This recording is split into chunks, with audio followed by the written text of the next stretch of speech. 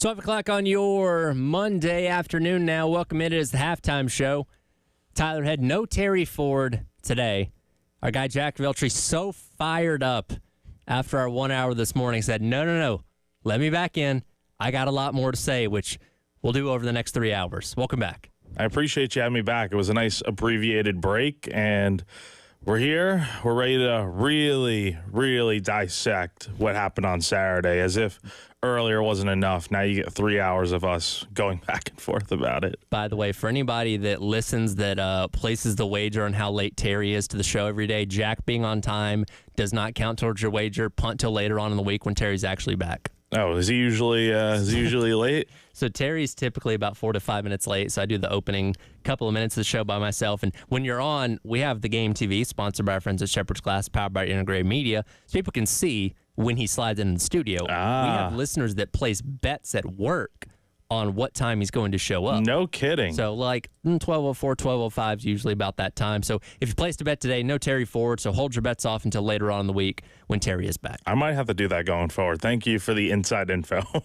I'm sure he's won and maybe lost some people a lot of money so far.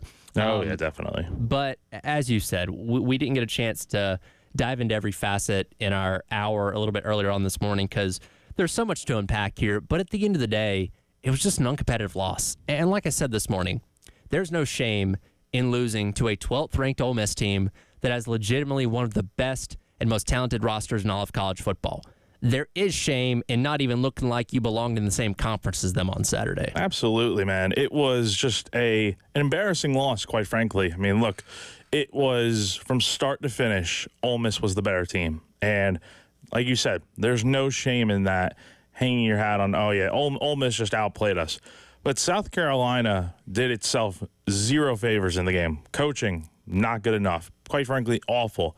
The player execution wasn't where it needed to be. Just so many mistakes compounded in this game to where it's a giant snowball and it's coming right for you. It's like Raiders of the Lost Ark when the boulder's coming after Harrison Ford's Indiana Jones. It's like that where you can't stop it from coming. I look ahead to all their goals still ahead of them. Like they didn't have to throw their whole playbook out there to beat South Carolina. No, and that's the thing. I mean, it wasn't even like it was a good day for Ole Miss, but it wasn't like one of those record-breaking offensive days. They didn't need to do that. They kind of just like stood back a little bit, let South Carolina make the mistakes that they did, and that's what you see in the final score. I mean, Jackson Dart threw for 285 yards.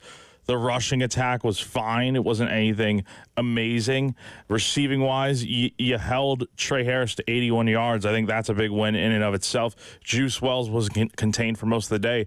But like you said, man, they didn't have to do too much, and they shouldn't have to against South Carolina. Just play good enough, and you'll probably win, and let the mistakes come when they do, because South Carolina made a boatload of them on Saturday. I want to play this cut. It's a little bit of a longer one, but this is Coach Beamer in his post-game presser after the game, just talking about needing to prepare better because they clearly weren't for Saturday. I think just the penalty part of it, Rick.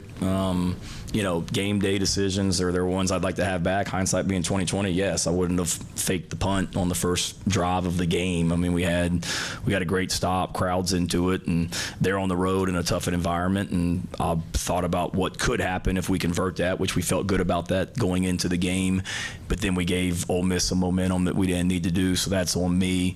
The field goal right there at the first drive of the second half, hindsight being 20/20, go for that and whatnot. Those are game day decisions, and I'm sure there's a lot that I'll look back at and think that I need to be better at. I'm talking more during the week. The fact that we had emphasize. I mean, Dart does a great job of clapping and heart and whatnot and getting people to jump off sides. We knew that. We talked about it. We have a pass rush meeting that I sit in every Thursday with the defensive ends, the defensive tackles, and the linebackers that are involved in pass rush, where we watch.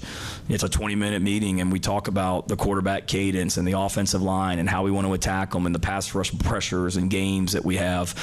And we talked about it over and over and over again on Thursday when we had that meeting, just about keying the ball and not listening to the claps and things like that. And clearly we didn't do a good enough job of conveying that to our guys because it got us today. So that's the thing that I'm talking about, just the details, Rick, on offense of some of the things that self-inflicted things today, and then the details on defense and special teams of some self-inflicted things that it's my responsibility as the head coach. Everything that happens in this program is on my shoulders, and when you look that undisciplined, that starts with me. And I play that cut. It was a longer one there from Beamer on Saturday because, and this is something you and I talked about a bit earlier, you're coming off of a bye week. You had 2 full weeks to prepare. You gave your guys a couple days off, get your mind right, all that kind of stuff. But Ole Miss had a whole nother game to deal with the week before. You should have had the advantage here.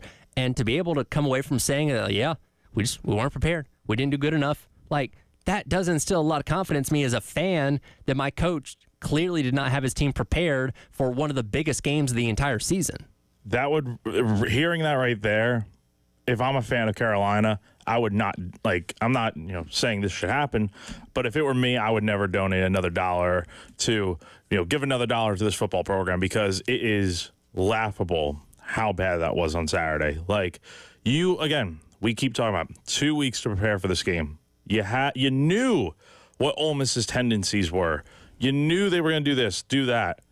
Maybe it comes down to the players just not, maybe the message didn't come across clear enough to the players, or the execution just wasn't good enough on the field. Maybe Ole Miss is just that good. I don't know. But the point is, you looked undisciplined, not prepared. These are things that maybe, okay, it happens in week 1. All right, it's understandable. You're getting used to everything, new team, this and that. Man, we're 6 weeks into this season. We're going on week 7. These issues aren't going away anytime soon because guess what? You get to play Big Bad Alabama on Saturday, and that could be a real rude awakening. And then you go to Oklahoma. By the time November gets here, these mistakes might still be happening because if it hasn't changed with the penalties and the lack of preparation, all these things, if it hasn't changed since week 1, what makes you feel like it's going to all of a sudden change? There's no magic button or wand that you can wave over. This is who they are, and they kind of have to live with it and play to the best of their ability. Well, if you can't get those things corrected on a bye week, I don't know when you're ever going to get them corrected because the bye and the 3 practices they had the prior Monday, Tuesday, and Wednesday before they took a couple days off last weekend, those are the days where you address those kind of things, saying, hey, guys, we don't have an opponent to play for. To prepare for this weekend. We don't have a game plan to install. Let's get back to fundamentals. Let's figure out why we're having false starts. Let's figure out why we're jumping off sides. Let's figure out why we're making these simple mistakes and correct them because, again, they're going to come back to bite you as the season rolls along. And, again, we're not in practice because it's closed off to the media during the season, but whatever they did was not enough to where this is still a problem. And you had a team in Ole Miss that was getting penalized more than you were going into this game, and it didn't matter because you shot yourself in the foot more than they did. I really would love to be a fly on the wall sitting in practice, just watching what goes on. And look, I can probably say that, based on what we see in fall camp and stuff, they're actually doing work. But I just don't know why what we see is what we get. They have talented players. Let's not get that twisted. They have a really good defense. They have some really talented athletes out there. I don't know what it is that's just not computing, and it really probably does fall on the coaching, honestly, because look, they're doing a great job on the recruiting trail and stuff, but you had 2 freaking weeks. 2 weeks, man. It's a different story if it's 1 week, but you had 2 weeks to get ready for this game, and you a complete no-show on all fronts. And that's where kind of the debate can go back and forth. Is it play calling? Is it coaching? Is it the execution on the field? I think it's a combination of everything. It's certainly everything. Because while, yes, Dow Loggins and Shane Beamer do not put on shoulders and shoulder pads and a helmet anymore and go out there and play the game. You have to have the guys on the field in position to succeed. And again, with this offensive line struggling as much as it has, you have what you have at this point, it seems like. But at the same time, there are ways to scheme around issues at times. There are ways to draw things up to, give you the best chance to succeed. And this is something that I brought up to you earlier today. When I went back and looked at every single third down, which again, Carolina was averaging about a 3rd and 8 or to a 3rd and 9 in this game like they've been doing all season, only converted 31% of those. A lot of that stuff was short of the sticks. Run plays, short passes to the left, to the right, that they weren't. And again, you don't have the protection that you need up front, but, it just didn't seem like they were putting the effort that you would want to in the play calling on 3rd down to give you the best chance for success. No, the third down play calling has been, it's not just this game. Again, like all these issues, it's every game. 5 of 16 on third down, 1 of 4 on fourth down, which I'm pretty sure they've been a little bit better on fourth down in the last few games.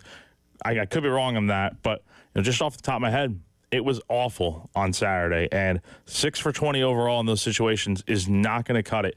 And again, the play calling is like there's no consistency to it. It's you're going sideline to sideline, I feel like, instead of going straight, and that's a real problem because I feel like that you have better chances over the middle. And look, there were some plays that I liked. I think it was the third down throw to Mazeo Bennett right over the middle for a nice third down conversion. But then you have the ones where Lenoris is scrambling to the left and he's trying to maybe find an open receiver, but he ends up losing 2 yards running out of bounds. So it's stuff like that that just drives you nuts, where they need to be moving the ball forward, not going side to side. And that's part of why the third down play calling just hasn't been where it needs to be by any means. A lot of frustrations from this game. It is a Reaction Monday, so if you want to weigh in, Firehouse Subs text line 803-404-6100. If you want to call in on the Love Chevrolet phone lines, I'd advise doing it during commercial break. I am producing today, so I obviously can't grab the phone while we're in the middle of a segment. Want to get back into the fourth down early on in the game, though, because I think that set the tone in a very negative way that obviously persisted throughout the entire rest of the game for South Carolina. It is the halftime show. He is Jack Veltri from Gamecock Central, filling in for Terry Ford. Tyler Head along with you on your Reaction Monday here on the game.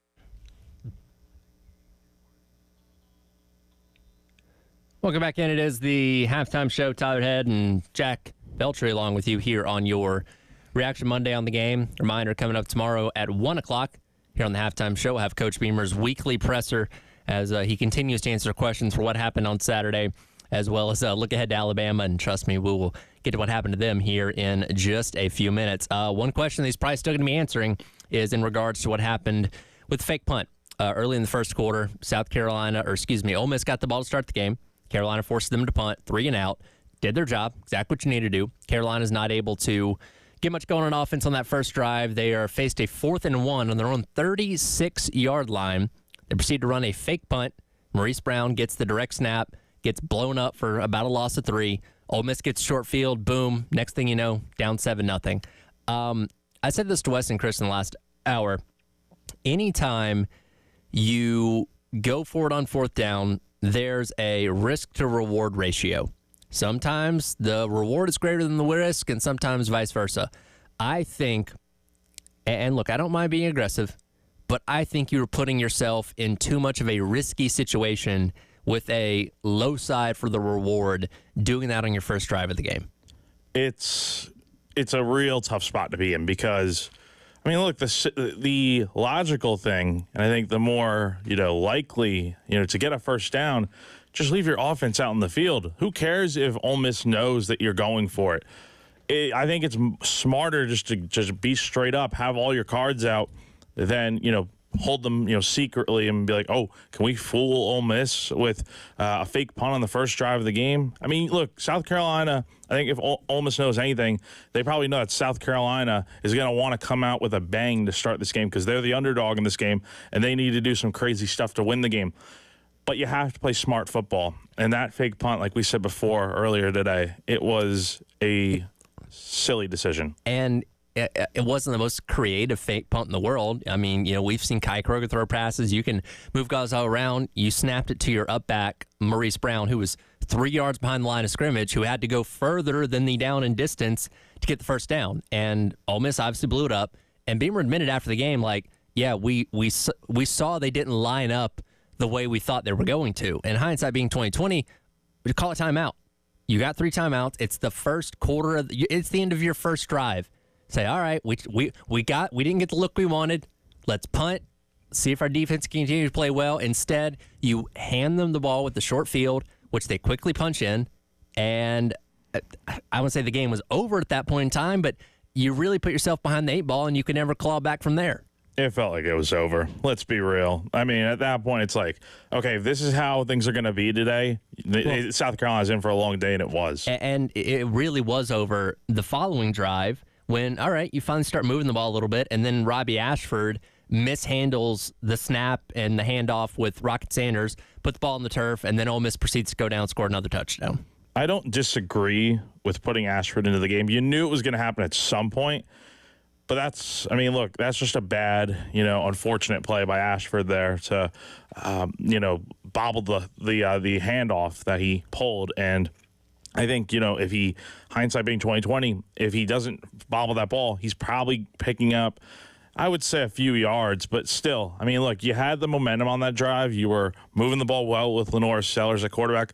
Why mess that up? It's kind of a weird decision to put him in at that point in the game. I understand if it's a new drive or something, but I mean, look, it's weird. And plus, they kept Sellers out in the field on that play at receiver, so you knew it was going to be Ashford running all the way. If it's no Sellers on the field, maybe it's okay. We're preparing for the RPO here with what Ashford can do, but it just wasn't that way, and it was too big of a hole to climb out of after that. There were a lot of questionable decisions from a lot of the coaches on the South Carolina team. And, I brought this up earlier. You're down 24-3 in the third quarter of this game, and you're opting for a field goal to make it an 18-point game. That's when you go for it. That's when your back's up against the wall. Like, what's that field goal going to do? It's waving the white flag. It's waving the white flag. And he missed it anyway. We surrender. It's over. It was just, all you can do is laugh. I mean, if I were a fan there, I'd be booing the absolute heck out. Yeah, no, it's one of those things that I understand the frustration, and we're sitting up there in the press box watching people file out before halftime because you're down 21 points at halftime, and you knew this offense wasn't built to come back. And again, Ole Miss wasn't doing anything spectacular. They were doing enough to maintain the lead, which is all they needed to do, and they walked out here with a 24-point win. So I understand the frustration. Look, we've taken calls this morning. We've answered text messages, all that kind of stuff of people very frustrated, and you're justified in feeling that way. Absolutely. Like, everyone has a right to feel the way they do. You know, happy, sad, PO, whatever the case might be. Look, this is 5 games into the year, and you played arguably your worst football game of the year. That's a problem. Let's head back out to the Love Chevrolet phone lines, get more of your reactions. Our guy Raymond's been hanging on for a while. Raymond, appreciate your patience. What's on your mind today?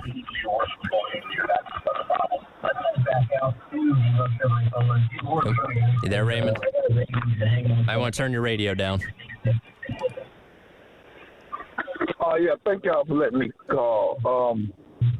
I want to comment about the penalties. And these young men at the stage they're at now, they know better. And I feel that the coach, when they make a bad decision, you know, everybody wants to celebrate on a good play. But when you're down and getting beat all over the field, you got to realize that you make a sack, all that extracurricular activity, that needs to go away.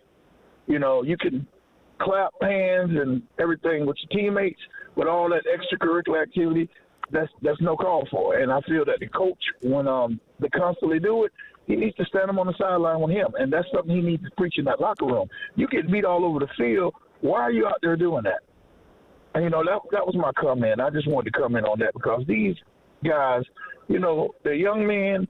They're at a stage in their life where, you know, they at the top of their life, but you got to make some good decisions. And I just think that some of those penalties, it was uncalled for. No, and I think they know better. Yeah, absolutely. Appreciate the call there, Raymond. Again, 803-404-6100. And what he's referencing is obviously what happened with Dylan Stewart in the third quarter where he sacks Jackson Dart and, you know, does the machine gun, shotgun celebration, whatever you want to phrase it like. And as we've said several times this morning, you know, you can say officials are ticky-tacky when it comes to celebration calls. If you do anything weapon-related, it's going to get a flag. I don't care if it's that, if it's the showing the fake gun in the waistband, the slash across the throat as somebody brought up earlier. Even the bow and arrows now get, you know, penalties. Deshaun Watson used to do that when he was at Clemson. You are not leaving any margin for error on that. You are telling them to throw a penalty on you. And as Raymond brings up, you're down 21 points at that point in time. Like, I get being excited. I get having the adrenaline stuff, but man, there ain't a whole lot to be celebrating right then. Maybe that's what South Carolina was working on during the week or during the bye week was what cool celebrations can we come up with? I think that would explain why things were the way they were. Look, that penalty was fully justified. The celebration there was ridiculous. Should have never happened. Stuff like that doesn't belong in sports. And not to get too political here or whatever, but it's like, why are you doing that? It's foolish. And look, the guy made a freshman mistake, but it's a big one. And look, you're celebrating down 21 points, cool. But to do something like that is just, it's awful. Yeah, and as you and I brought up earlier, I think that's a point in time where, hey, go sit on the bench for the rest of the game. And he did it. I didn't see the second time that he did it, but it was towards teammates for a celebration of something else, which you kind of didn't end up seeing. But like clearly, whatever you told him the first time did not get through. Like, you have to really send a message with this because, again, you're already a heavily penalized team. You cannot just be throwing away 15 yards on what would have gotten you off the field on a third down at that point in time. Notice how the good, great, well-disciplined teams don't do stuff like that. The South Carolinas of the world, the other programs out there that have done this stuff over the years, you see where they're at, and it's like, okay, it kind of makes sense. It cannot happen again. Yeah. I would be really disappointed if I saw that again this year. Think of that as a parent. It's like, wow, like seeing that, it's just awful. Sure. Get more of your thoughts. Our guy, Gamecock Larry, will let us know what he thinks coming up on the other side. It is a Reaction Monday. Tyler Head and Jack Veltri along with you on the halftime show here on The Game.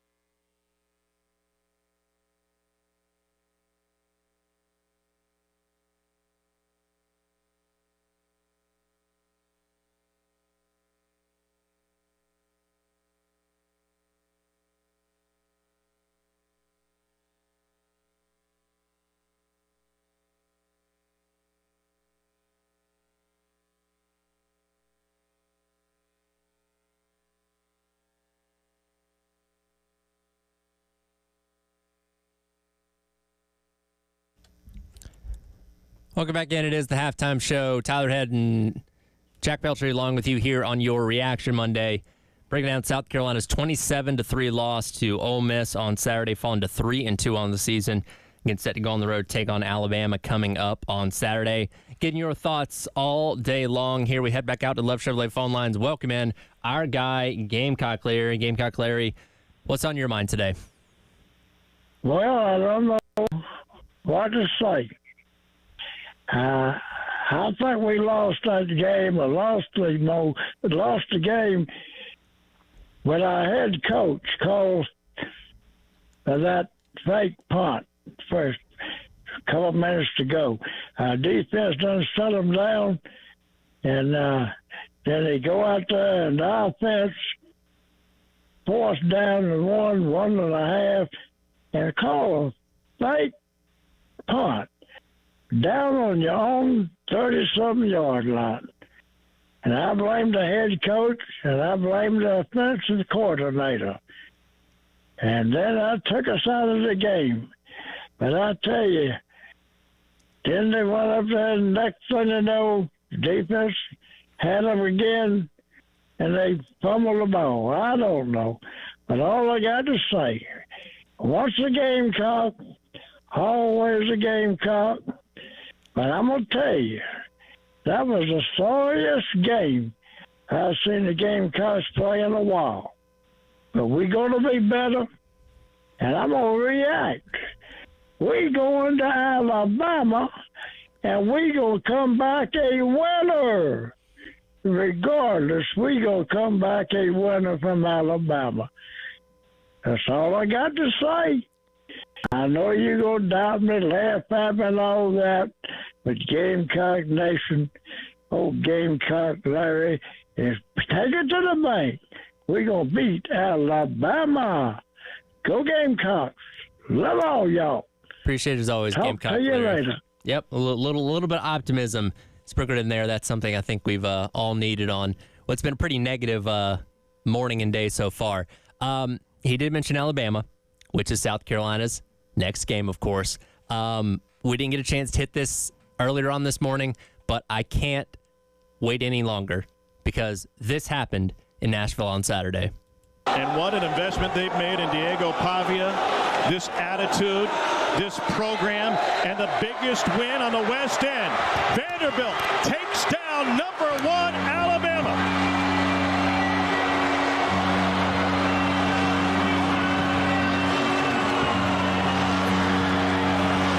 Believe it or not, yes, indeed, it happened.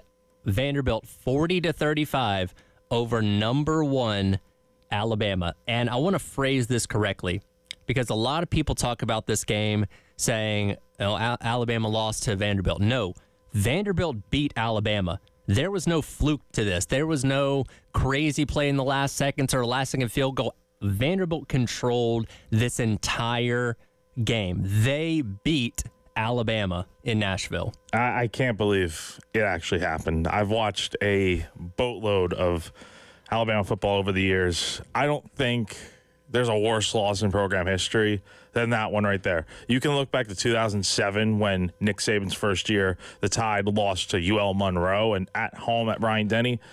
I get this one's in Nashville, but you're not supposed to lose to Vanderbilt. And I know this day and age in college football is different with the portal and stuff. And I know it's year one of Kalen DeBoer, but you just came off the best win of the season by any team, beating Georgia. And you laid a real egg in that game. And you just got beat. I'm all done. But it was, I'm shocked. I've seen people bring up the UL Monroe game from 2007. This is way worse. Oh, because easily. That was an Alabama team that had been dormant for a long time.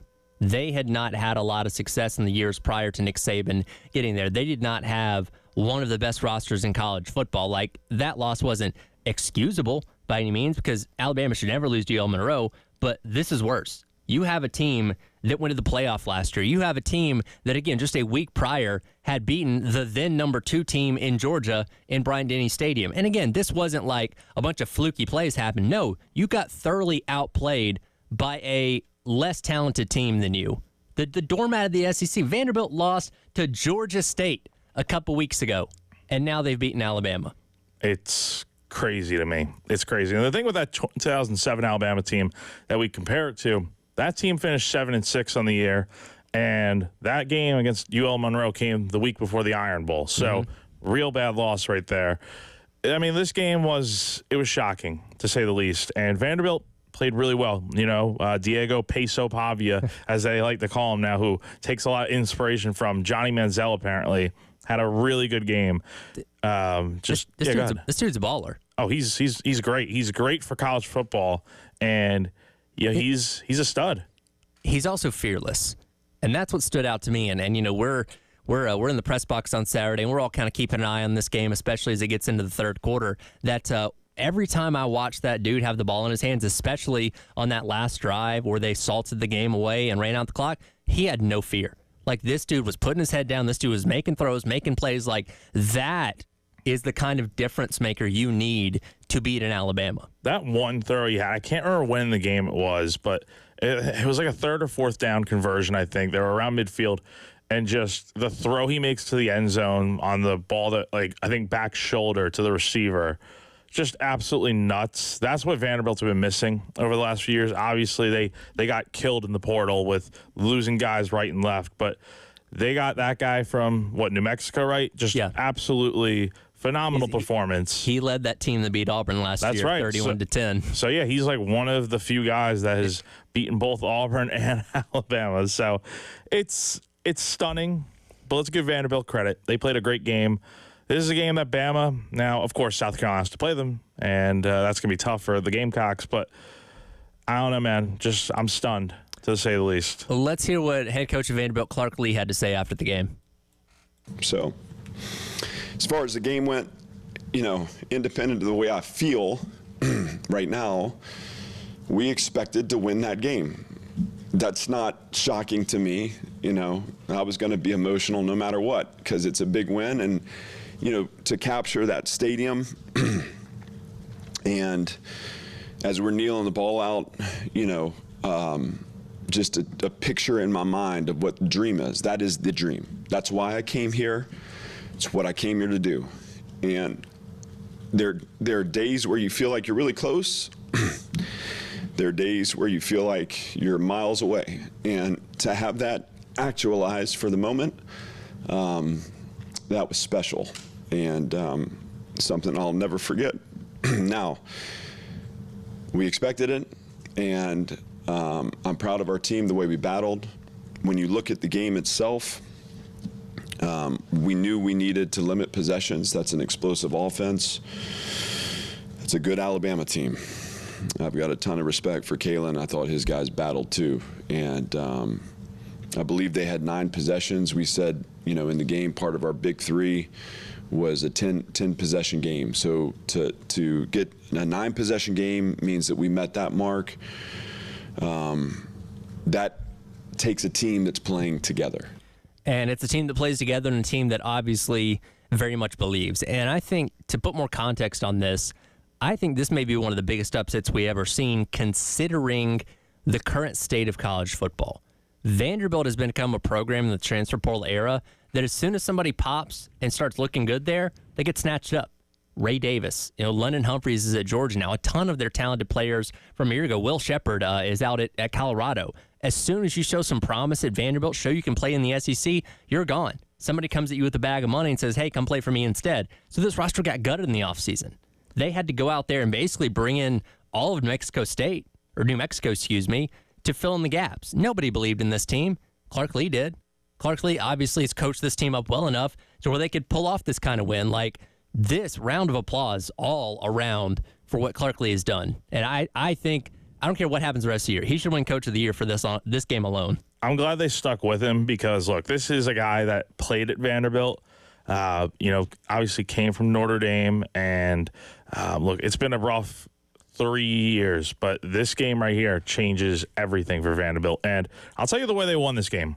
3rd downs, 12 of 18. South Carolina, take notes, please. Even on 4th down, they went 1 of 1. They out-yardaged Alabama, and here's the big one. Time possession. I know some people don't care about it, but I do. 42 minutes and 8 seconds, Vanderbilt controlled the time possession. Yep. Alabama, 17 minutes and 52 seconds.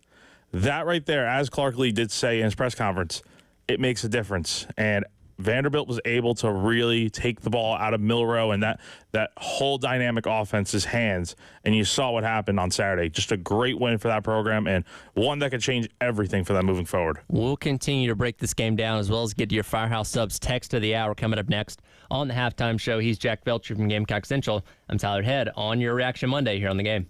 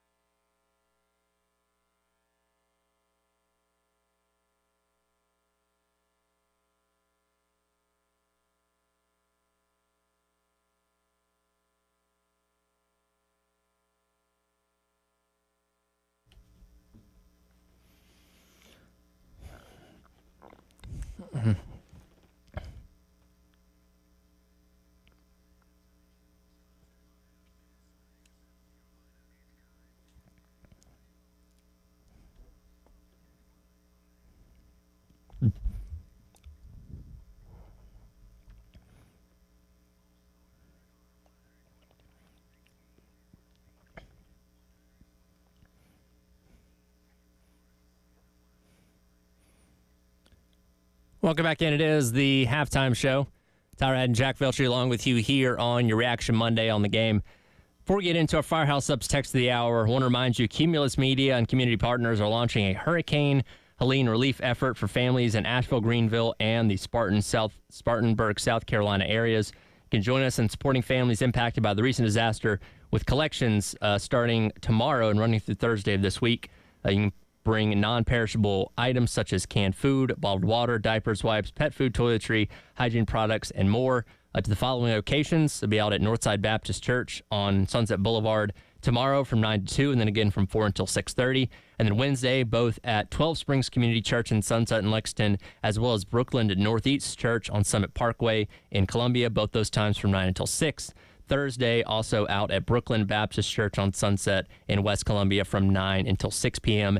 And the halftime show, we're going to be broadcasting live from Northside Baptist Church in Lexington tomorrow from 12 until 3, and then Brookland Baptist Church in West Columbia Thursday from 12 until 3, helping with those relief efforts. So, if you can help out in any of those areas, certainly do, as Cumulus partners with the community, try and help out when it comes to Hurricane Helene relief efforts.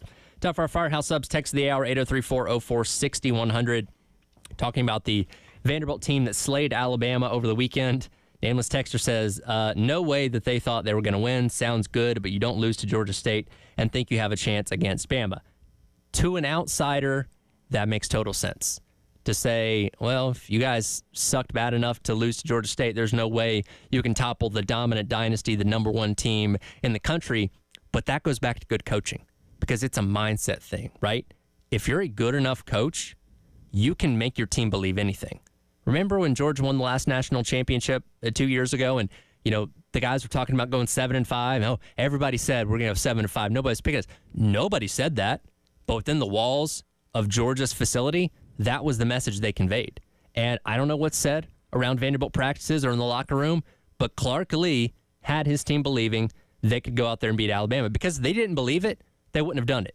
Because if you go out on the field already thinking you've lost, you're going to lose. If you go out there with the right mindset, you're not going to win every time, but you're going to give yourself a chance. And that's exactly what Vanderbilt did on Saturday. And that's why Clark Lee's the right guy for the job with Vanderbilt. Look, it was never going to be and it still fully isn't, but it's not going to be an overnight project. This is something that's going to take years on end to fix. And look, a loss to Georgia State happened recently, so let's not forget that. But at the same time, they just beat the number one team in the country, the best team in the country, coming off the best win of the season so far.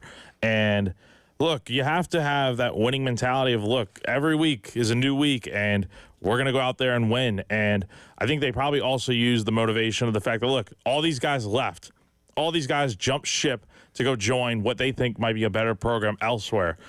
Whoever stuck around at Vanderbilt, I know it's not many, but whoever came to Vanderbilt is going to be a part of something different and something special. And I feel like on Saturday, they did just that, and that is a monumental win. Biggest win of their program history by far. And the guys that are a part of it, the uptick in belief and knowing that they can go out and beat anyone any given week, it's there. It wouldn't shock me if they lost a few more games this season.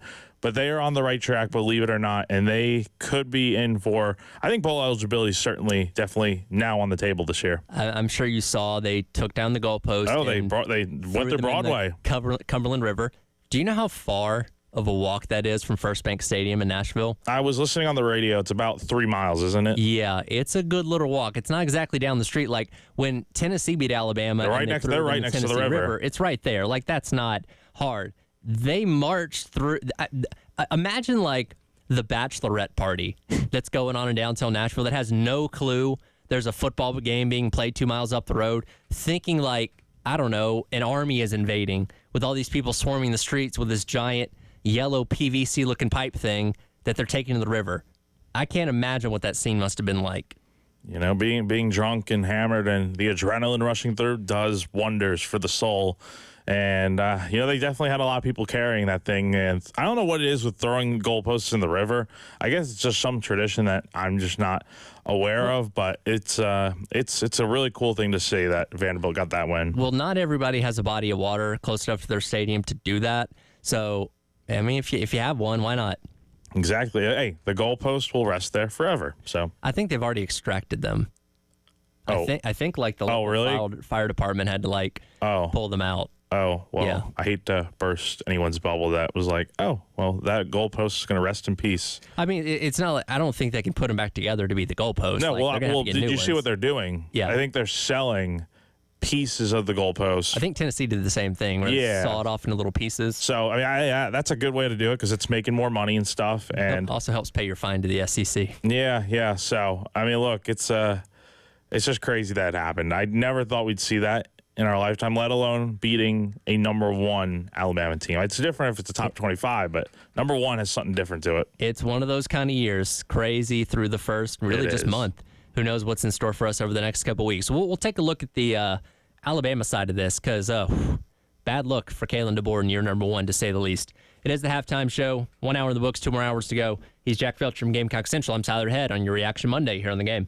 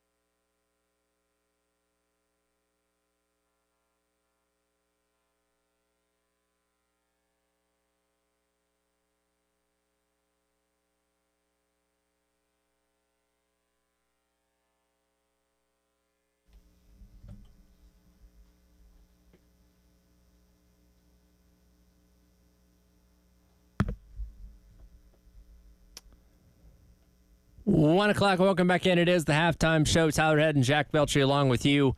Under Reaction Monday, it is football, and more football in the 1 o'clock hour. Of course, we've had plenty of reaction already to South Carolina's ugly, disappointing, pathetic loss to Ole Miss on Saturday, 27-3. And we'll get back into the more specifics of that game in just a bit. But now South Carolina gets to turn their attention this week to the Alabama Crimson Tide, go on the road to Tuscaloosa on Saturday against a team that is going to be none too pleased after the results in Nashville on Saturday. A downright embarrassing loss for them to a team in Vanderbilt that, again, most people thought had no business being remotely competitive with, with Alabama.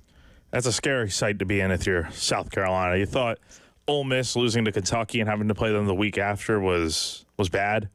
This is different. And look, I mean, Gamecock Larry, shout out to him for having the faith, thinking that South Carolina is going to go into Tuscaloosa, believing that they're going to come out with a win on Saturday. I hate to be Mr. Realist here, but it's just, you do not want to play this type of Alabama team. Kalen DeBoer, Nick Saban, Bear Bryant, I don't care who you throw out there. Mike Shula.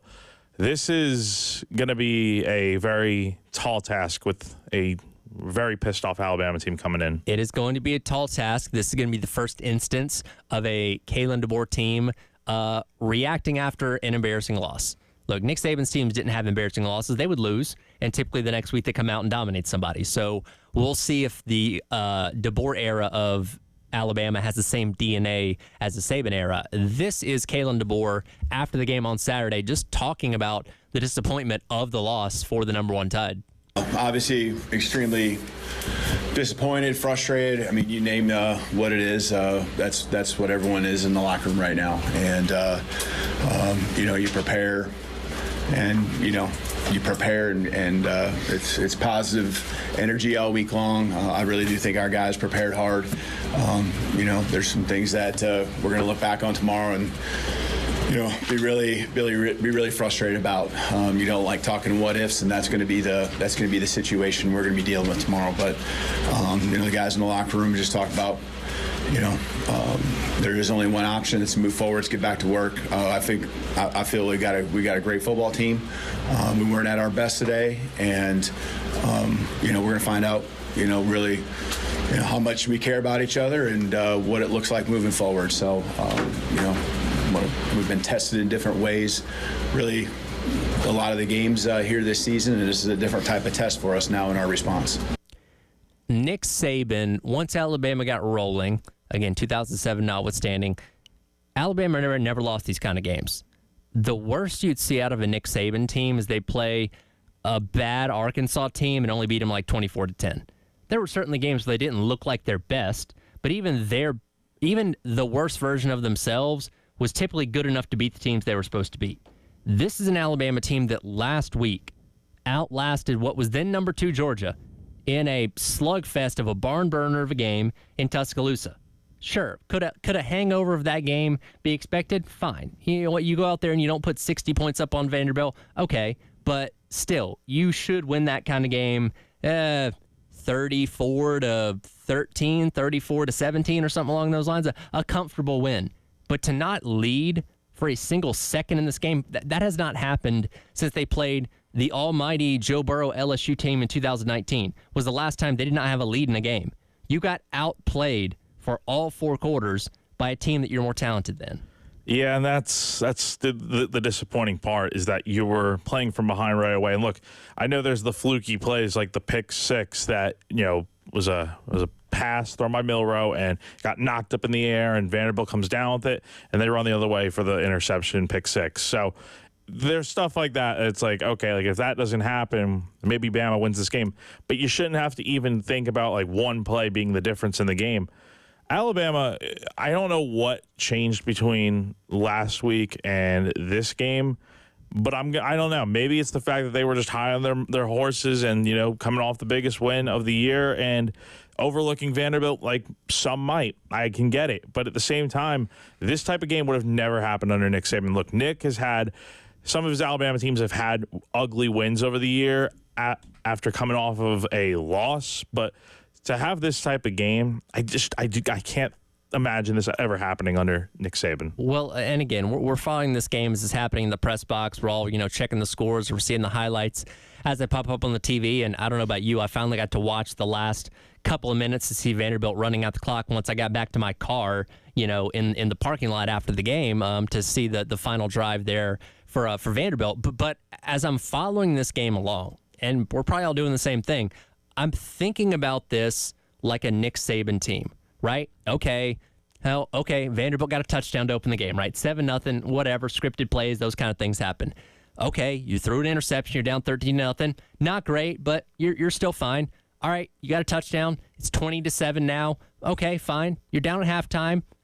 Not great, but surely in the second half, they're going to make those halftime adjustments, and they're going to murder them in the second half and still win this game by 28 points, right? Then you get down to the fourth quarter. Okay, you're still trailing. Then they score the touchdown to make it 40-35 with still like 4 minutes left to go in the game. Then we're all thinking, okay, here it comes. They're going to get a 3-and-out. Jalen Milroe is going to throw a bomb to Ryan Williams. They're going to break their hearts. And we're all going to say, man, how cool was it for Vanderbilt to come that close to beating Alabama? And then Vanderbilt kept running the ball and kept running the ball. First down. Clock's at 0. Game's over. They've beaten Alabama. This is a different type of team. This is a team that is not as disciplined as the Saban team was. I pulled up with this stat. Let's go back to the second half of the Georgia game, right? Alabama obviously jumped out of that 4-touchdown lead, and Georgia chipped away at it. Took the lead in the last couple of minutes of the fourth quarter before Ryan Williams does what he does and, pretty much carried that touchdown drive himself, for Alabama.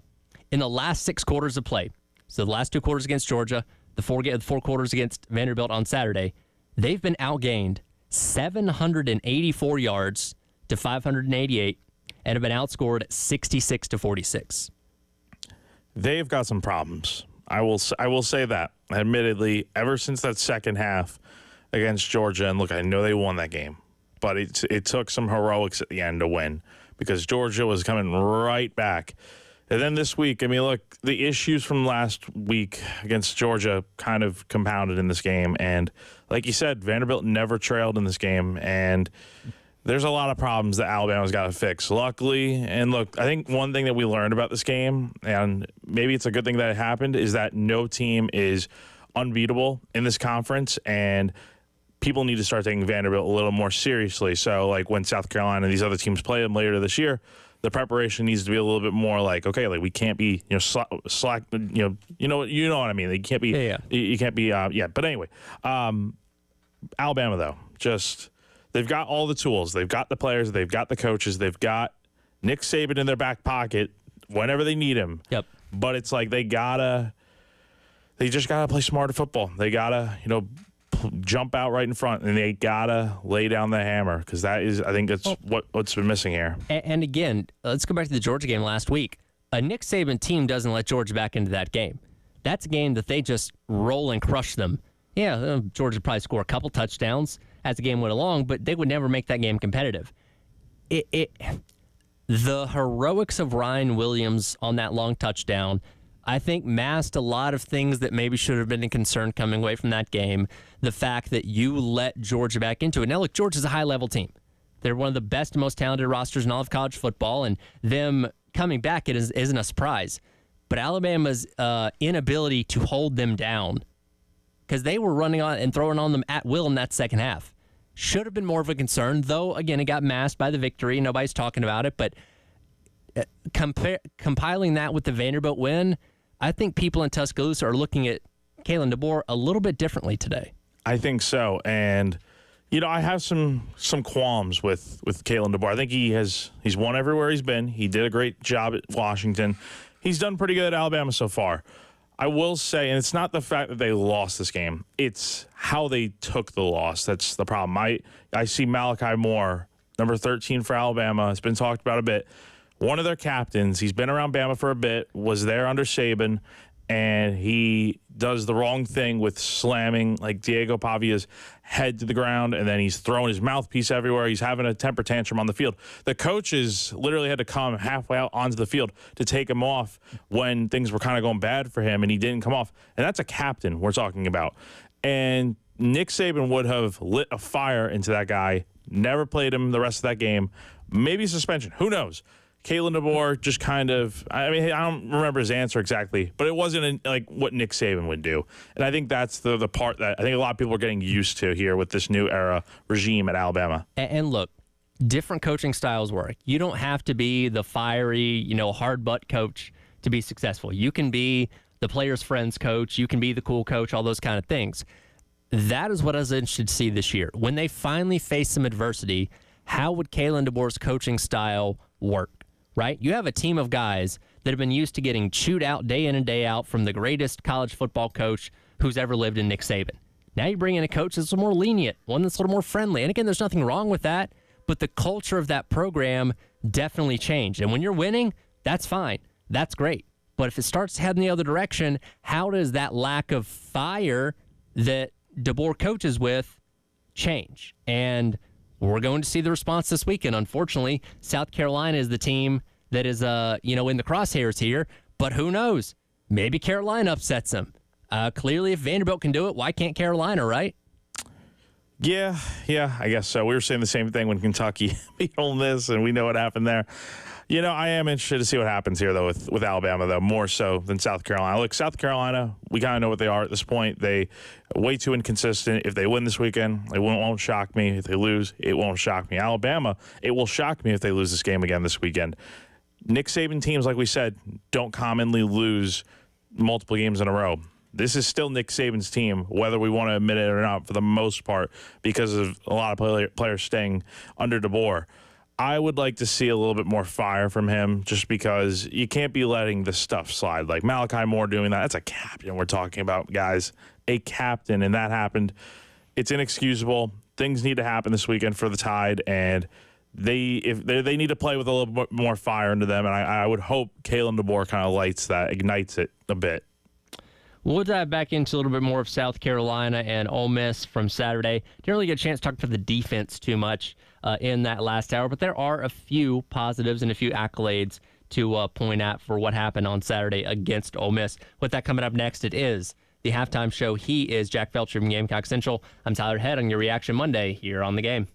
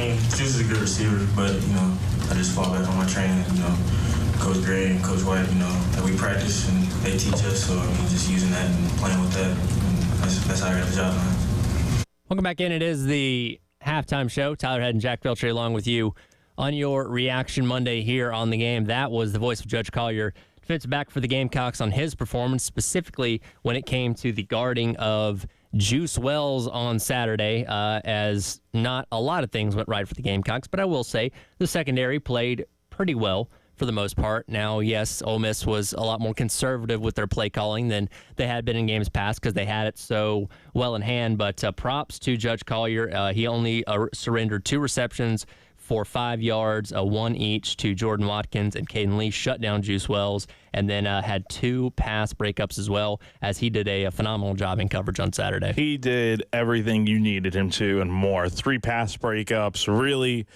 kept Juice from making the big plays, and obviously, as we know, made the one play that was like a 66-yard, not touchdown, but should have been a touchdown, but had that one catch that DQ Smith knocked the ball free right in front of the end zone for what would be a touchback. Yep. But very good performance from Judge. He was a guy that started some last year as a freshman. I think earned the job to start the season at cornerback for South Carolina, and he has really shown in this game in particular that he can play opposite of O.D. Fortune and play at a high level, and he is a wonderful addition, a welcome one, in fact, to this secondary for South Carolina this year. And O'Donnell Fortune was mainly on Trey Harris the entire game, and he still managed to pull in 81 yards on 3 receptions, no touchdowns. So from a statistical standpoint, one of his lower or least productive days of the entire season, did bust off that long 57-yarder, but for the most part, he wasn't a huge factor in this offense, and was also matched up on Debo Williams for one of those receptions as well. So as far as the game plan of limiting them from just killing you through the air, I thought that went mostly okay. Yeah, I thought things were fine through the air. I mean, look, the battle between the Ole Miss receivers and South Carolina secondary was one of the important ones in this game. There were a few times where I thought the Gamecocks got burned a little bit. You saw I think it was the Trey Harris catch on 3rd down on the penalty that Shane Beamer should have declined, and he didn't. That O.D. Fortune got beat on, and that put Ole Miss in the red zone at the goal line, and they eventually scored. But other than that, nothing too bad stood out. Obviously, you got beat a little bit on the Juice catch that nearly was a touchdown. But for the most part, I thought the defense and in the secondary and coverage did their job. Some nice plays, some nice pass breakups, and I really liked the tenacity they played with because, look, they're going to have to do the same thing against Alabama, but a little bit better this weekend. Your defense did enough where you should have been somewhat competitive in this game. If you score 2 touchdowns in this game and it's 27-17, all right, we're telling a different story. But the fact that your defense, was out there making plays at times and your offense could do nothing with the ball, with you giving them the ball, that's why this result ended up being the way that it was. I can't imagine the feeling deep down. It's never going to be out publicly, but it's like, I can't imagine the reaction on the sideline where it's like your defense just made a stop and then you're a defender and you're hanging out on the sideline for a minute, and then you see your offense go 3 and out and struggle to even put up a fight. Yeah, that's got to be really frustrating, and I can't imagine because South Carolina's offense really did no favors in this game, and also the mistakes on the coaching staff were awful. Something else that happened Saturday, our guy Parker called in on the Love Chevrolet phone lines during that last break and wanted to bring it up. The injuries, so to speak, for Ole Miss. This game took a very long time to complete on Saturday, due in large part to the fact that there were a lot of Ole Miss Rebels going down throughout the game. This is not a new thing. There was that clip from the Kentucky game where Jackson Dart was basically telling Henry Parrish, hey, go down, and he collapsed down on the field. I lost count of how many times J.J. Pegues went down, but he was good for those touchdown runs. No problems there. Look, this is a problem. It's very clearly a problem. Ole Miss is obviously doing this on purpose. There's no rule against it. You can't really police it because it's an injury, quote unquote, and the official can't just go over there and say, hey, you're not injured, stand back up, because you don't actually know. How you wrangle this, I think, is something we're all trying to figure out, but it's very clear. And look, Lane Kiffin's spoken out about this before. I think he's to the mindset of like, well, if everybody else is going to do it, we're going to do it too. And he's clearly doing it as much as he can. to try and slow the other team's offense down. As Beamer mentioned after the game, it seems to always happen after we have a big play or something close to it. But again, there's no rule preventing this from happening, so they're going to keep doing it. I think it's Bush League. It's so just – it is such a Lane Kiffin thing to do, and I know he's not the only one to do it, but I'm going to talk about it here. It really is a shame that we're doing stuff like that. It's not right. Like, again, there's no rule preventing anyone from doing it, and we don't know truly if these guys are out or not. I mean, considering Ole Miss had a laundry list of guys that were on the availability report this week. But doesn't that almost kind of set you up to do that, though? Because, all these guys are questionable. Yeah. That's why we keep having guys going down during the game. He's already banged up coming in. And it's like, it's just, you see the clips of these guys just falling to the ground, and then they get back up like 2 minutes later. And that's why you really can't police it super well, because, again, like you said, you don't know if these guys are actually legitimately, like, hurt or not. Like, if a guy has a torn ACL or not, I don't really think you can really penalize them for that. But I don't know what the right way to go about this is. Something needs to change because it's ridiculous, and it did slow down a lot of South Carolina's drives. I don't know. I'd like to say South Carolina should just do the same thing, to be honest, to fight fire with fire, but I wouldn't want to see that. It's just the game should be played the way it's supposed to, and not with all this BS going on. Just it's got to be better because it's ridiculous. And look, again, Ole Miss is not the only ones that are doing this. This is a problem across college football, but I don't know what rule you make that prevents this from happening. If you say, okay, well, if you have to be helped off the field, then you can't go back in for X amount of plays, or a time restriction or something along those lines. I don't know, and I imagine there's a lot of coaches that would push back on this because look, guys do get banged up. Sometimes, I don't know, your running back gets rolled up on or something like that on a play and has to go to the sideline, shake it out a little bit, get a little bit, rub on his ankle, and he's good to go back in. So you can't just say, well, you can't go in for another 3 plays or another drive or something like that. Like, there's a lot of layers to this. I don't know how you fix it. I don't know either. The only thing I can really compare it to, and this isn't even like a direct comparison because it's not even injuries. I think of baseball when managers used to take their pitchers out every single batter. Like, they would adjust that way. Now it's the rules where you have to face 3 batters. So I think like you said, I don't know if it's even the right way to go about it, is take a guy out. Like, if they are hurt, it's like kind of like the when your helmet falls off or whatever, you have to come out for a play. How about come out for like 2 series or something? I don't know what the right way to go about this is. There is no clear way, and it is something that is going to have to be discussed internally in the offseason here because it's not going to get corrected at all this year. Well, that means we have to hope the powers that be at college football make a right decision as far as a rule change, and I don't have high hopes for that. Oh, neither do I. But, I'm glad not every team does it, but again, no one should be doing it. It's just it's ridiculous. It's awful. We'll jump back out to what was happening around the SEC on Saturday as Alabama losing to Vanderbilt was not the only upset. We had another one on Saturday night as well. We'll dive into that and some other things happening around the conference and college football. Coming up next, it is the halftime show. He is Jack Felcher from Gamecock Central. I'm Tyler Head on your Reaction Monday on the game.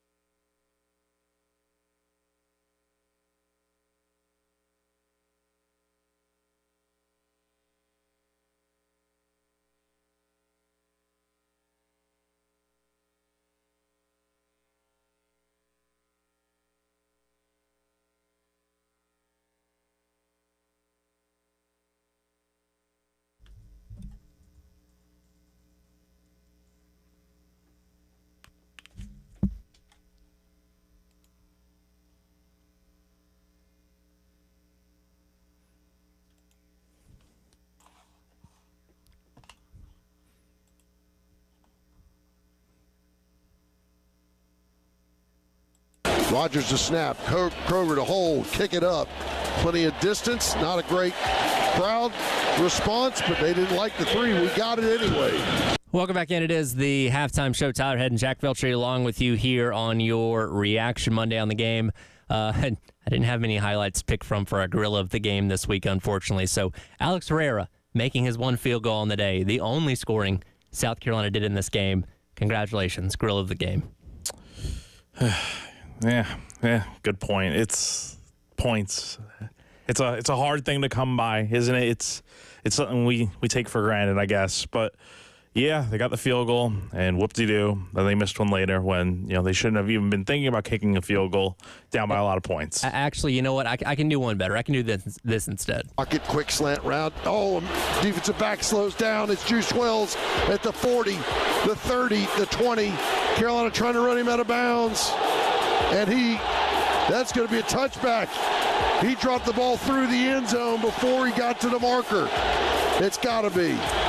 To the carousel of boos, Juice Wells gets the ball punched out by DQ Smith, fumbles out of the back of the end zone, which does turn the ball over to South Carolina. Unfortunately, as expected, they did not do anything with it. Oh, yeah. They didn't do anything with it. And look, if there's any moral victories, I don't believe in moral victories, but if you do, you held Juice Wells in check most of the game, and he didn't score a touchdown. So, I mean, look, that's nothing to really write home about because it's Juice Wells. Who cares? It's over now. But, it's good to see that, I guess. So him running towards the end zone on that play, that might have been the loudest I've ever heard Willie B in all the games that I've been to so far. And the reaction when the ball got punched out by DQ Smith was elation, for sure. And that's not saying much considering the fact that the stadium was like half empty at that point. Right, exactly. Like a lot of people had already left at that point in time, but it was still plenty loud. Oh, yeah. For that moment. Anytime that guy touched the ball, like it was boos after boos after boos. And yeah, I mean, look, the game happened. It's over now. And you wish Juice the best, I guess, moving forward. Elsewhere in the SEC, another big upset happened on Saturday night in Fayetteville. Yamaliaba, this is going to be the last play of the game. Scrambles and is shoved out of bounds. No time left. Arkansas pulls the upset.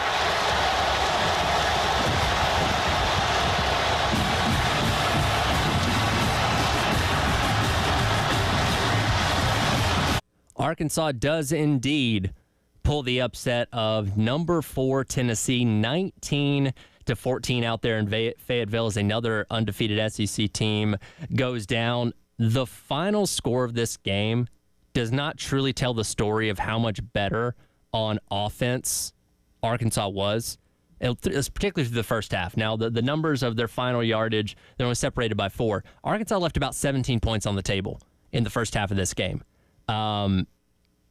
Tennessee battled back in the second half. They were down 3-0 at halftime, had the lead. Arkansas comes clawing back. Here's the controversy of this game, though. With about a minute or so left, Arkansas is in position, down by 1 point, 14-13. Now, their objective was probably to try and run the clock out to set up for a field goal at the very last second to win the game. Tennessee very clearly allowed Arkansas to score the touchdown to give them the 19-14 lead, to put the ball back in the hands of Nico for the last minute and some change for the game. I understand having faith in your quarterback.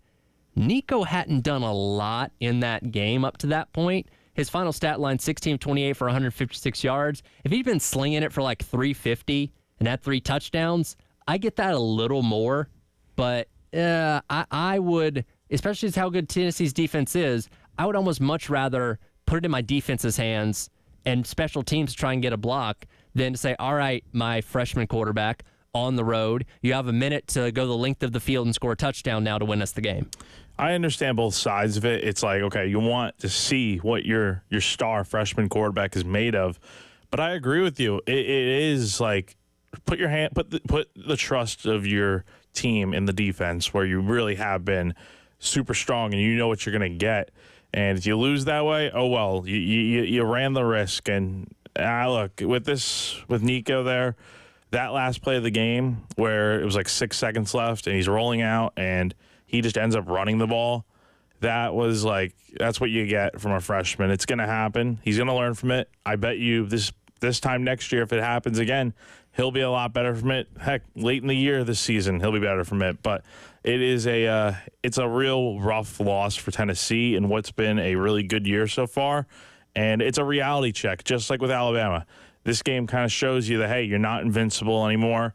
You need to go back to the drawing board and figure out what works for you moving forward and what you do in those situations. It's definitely, like you said, a reality check, type of game, and particularly for Nico especially. Again, this was the guy that came in 5-star, hyped up for being the superstar quarterback. And, in the 2 SEC games he's played, he was fine against Oklahoma. He didn't do anything overly spectacular in that game. That game was one more with defense, as Tennessee only managed to score 25 points and then looked a little bit worse in this game against Arkansas. So these are the kind of things that with a guy like that, you say, okay, how do you learn from these?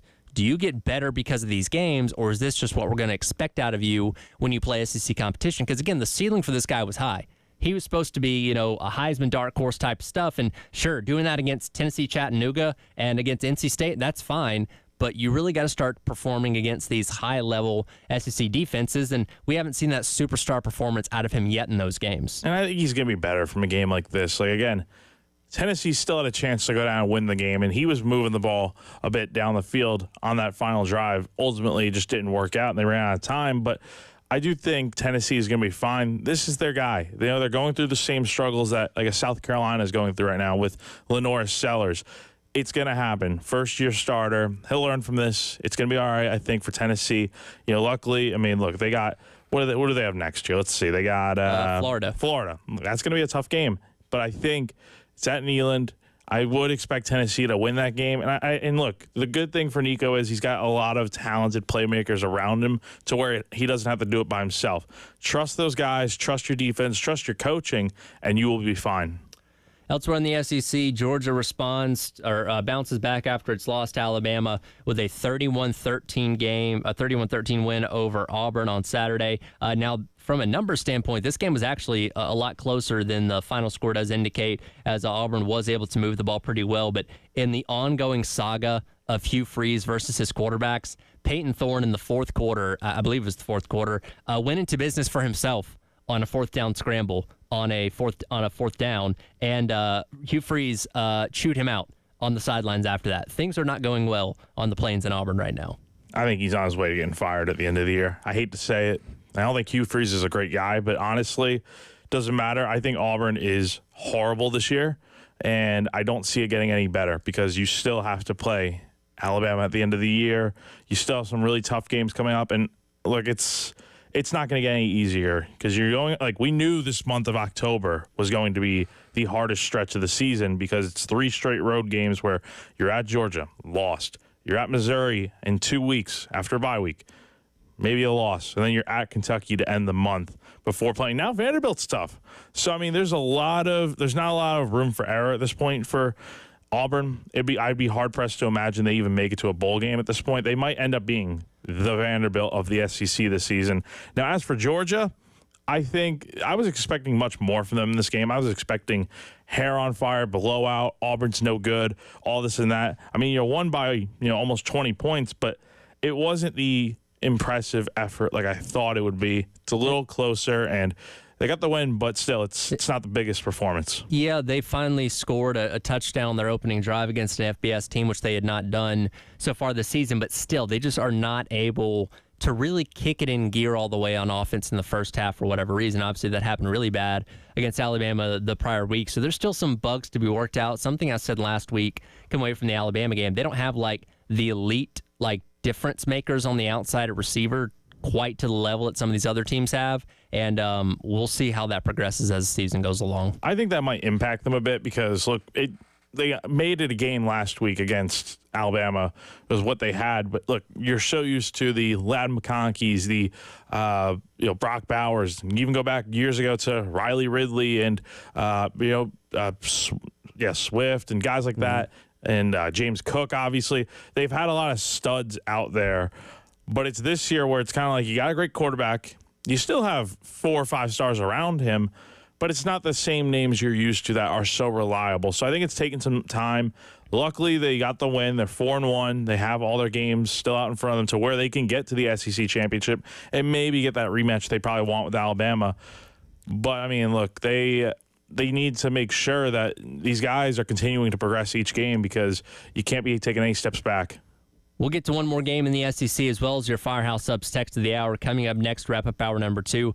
But another reminder, Cumulus and community partners launching a Hurricane Helene relief effort for families in Asheville, Greenville, and the Spartanburg, South Carolina areas. You can join us in supporting those families impacted by the disaster. With the collection running Tuesday through Thursday of this week, you can bring non-perishable items such as canned food, bottled water, diapers, wipes, pet food, toiletry, feminine hygiene products, and more to the following locations. Tuesday, going to be out at Northside Baptist Church, 4347 Sunset Boulevard in Lexington from 9 to 2, and then again from 4 until 6:30, as well as on Wednesday at 12 Springs Community Church in Sunset, also at Brooklyn Northeast Church in Summit Parkway in Columbia, both those times from 9 until 6, and then Thursday at Brooklyn Baptist Church on Sunset from 9 until 6 as well. That's in West Columbia. The game's also going to be broadcasting live tomorrow out at Northside Baptist in Lexington from 12 until 3, and then Thursday from Brooklyn Baptist in West Columbia from 12 until 3 as well. So if you can bring any items by while we're out there, certainly come and do that. Come back and wrap up hour number 2. Halftime show. Tyler Head, Jack Beltry with you here on The Game.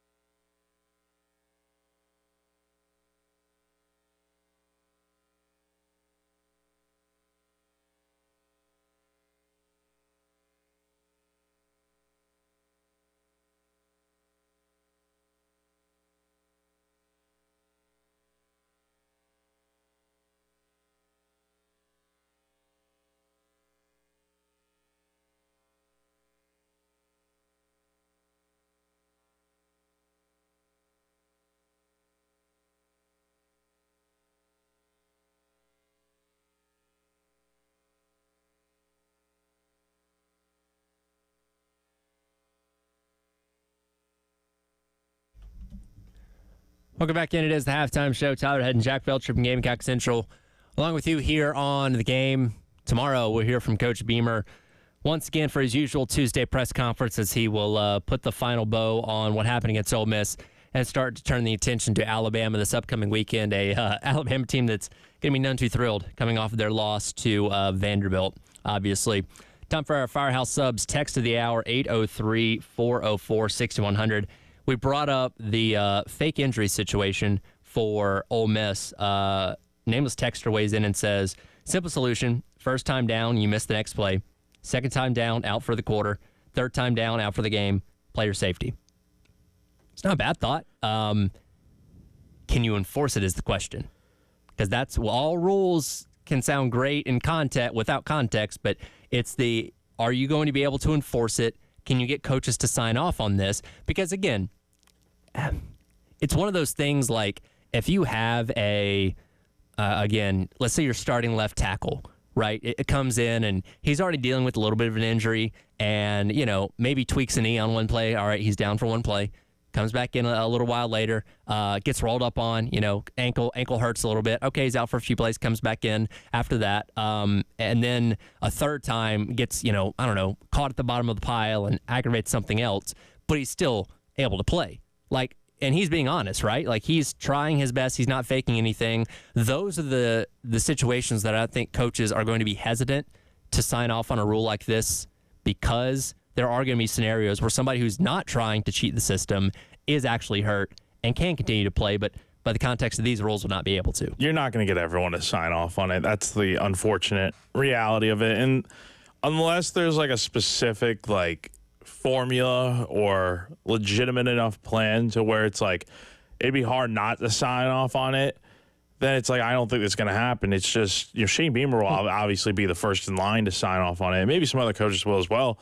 But you're going to have others out there that are like, hey, our guys actually get legitimately hurt, and you can't penalize us for that.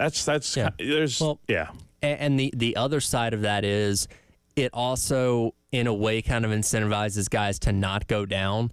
So if you are hurt, you may be more inclined to stay in the game, which could lead to worse injuries. That's the issue with it. There's a lot of layers to this. The idea is good in theory. I like the way that you're going with that. I just don't know if it's that simple and can be enforced, unfortunately. No, and I don't know what the solution is, because again, it's injuries we're talking about. It's not like I don't even know. It's too tough. Now, if you have a situation like last weekend where Jackson Dart very clearly told Henry Parrish to go down and he goes down, sure, you can flag him for that or whatever it may be. But again, if teams are smart, then you're giving the message in the locker room, hey, in the third quarter, you're the guy going down, or on this drive, you're the designated injury guy or whatever. You formulate a game plan for this. And if that stuff's happening, it's pathetic. It's pathetic to say the least.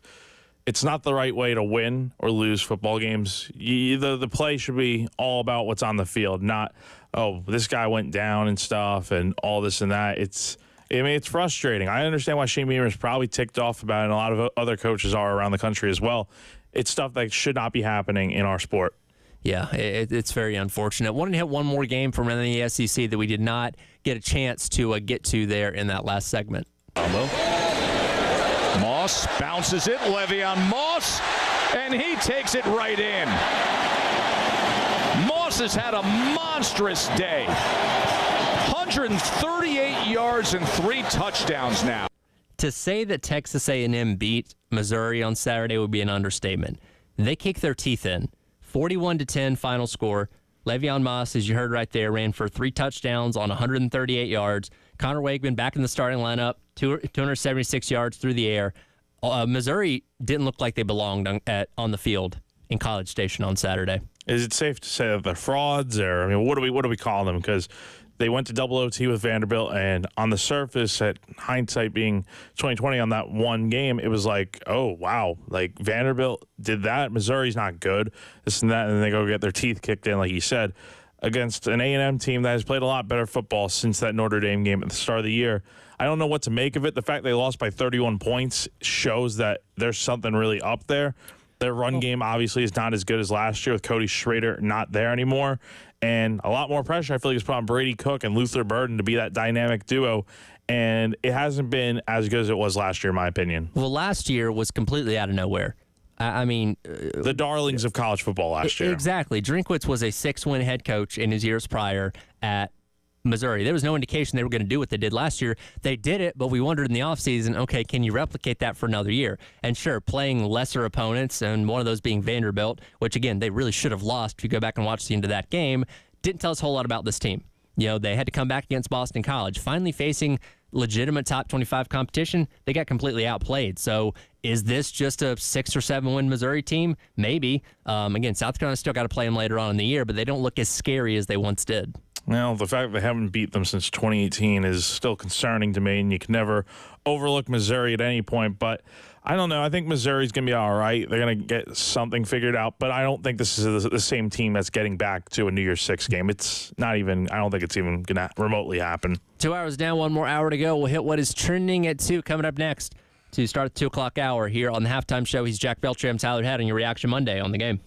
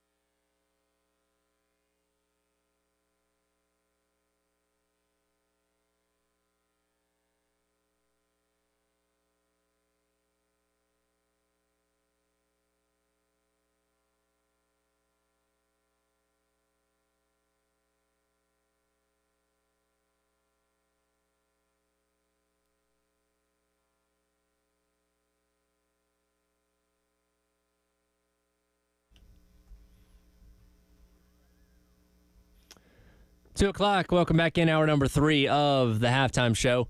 Tyler Head and Jack Belcher along with you here on your Reaction Monday. Of course, talked plenty about what happened with South Carolina and Ole Miss on Saturday. 27-20, I wish it was 27-23. 27-3 loss for the Gamecocks, and a very disappointing performance, to say the least. Talked about this a little bit earlier. The fans were filing out for halftime. You were down 24-3 at the half. And I don't advocate for people to give up, but I can understand why people maybe wanted to beat the traffic or go ahead and get started on their Saturday night plans, because there was no way that offense was going to come back in the second half of that game. Oh, no. I mean, I don't blame people for even leaving right after the fake punt, honestly, if you chose to do that. Look, the weather's warm on a Saturday afternoon. The team's not great, and there's a lot of other things going on outside. There's a great college football slate going on. There's MLB postseason, football. I mean, it's a lot of other things that you'd rather be doing than watching South Carolina get the brakes beaten off them, because that was a horrendous performance and not good if you're a South Carolina fan. It is time for what is trending at 2, and of course the next game that we're focused on is South Carolina at Alabama this upcoming weekend. But next Saturday, they'll also be on the road taking on Oklahoma. And the SEC did announce kickoff times, almost all of them, for next weekend. South Carolina and Oklahoma still not official on the time yet. It'll either be at noon Eastern on ESPN or 12:45 on the SEC network. That is between them and the Auburn and Missouri game. So after this weekend's results, we will see which game they decide is going to be on ESPN and which one gets shipped off to the SEC network. If I had to make early predictions, I would keep South Carolina, Oklahoma on ESPN and move Auburn, Missouri over to SEC network, because that's going to be, I don't know about that game. That's going to be. Now as somebody that I'm assuming is going to be in Norman for this game, I will be. Do you care either way? It's Central Time there, so yeah, that's true. It's going to be 11 something. So just like this week with going to Tuscaloosa, that's going to be an 11 a.m. kick. I don't really care because I'm not leaving until Sunday, so that'll be a long day of getting back on Sunday with a flight and stuff. I don't think we get back till Sunday night, so I don't care. I mean, just play football whenever, and earlier would be better, so that way I don't miss. That's true. The later games going on. So no thought on driving to Norman? Gonna fly? Flying. I'm leaving Friday next week. How long of a drive would that be? Let's look it up, shall we? You want to? Yeah, sure. You want to? I'll enlighten you here for a second. Yeah. Because I think Alabama, that's like right at 6 hours, right? Yeah, like that's 6 hours, and that won't be bad. It's just getting through Atlanta. That's going to be a little bit of the thing. What's Oklahoma Stadium's name, by the way? That is. Oh God, I'll just type in Norman, Oklahoma. It's okay because that's where we're going. We're flying into OKC though, so that'll be good. All right, you ready? Yeah, go ahead. 15 hours, 21 minutes of driving. Yeah. 1,072 miles. I mean, you're going halfway across the country. Oh yeah, I mean you have to go through. What is your, and obviously you cover baseball and basketball. What's your limit on drives? So okay, the way that I understand it, we fly to Arkansas, Missouri, Texas, now Oklahoma.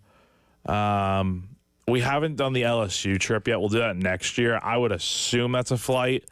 But other than that, anything like Ole Miss, Mississippi State, I was planning on going to Mississippi State for that final men's basketball game of the year had South Carolina won against Tennessee, because they would have had a chance to clinch the SEC regular season championship. I had my credential booked and everything, and I was planning on driving.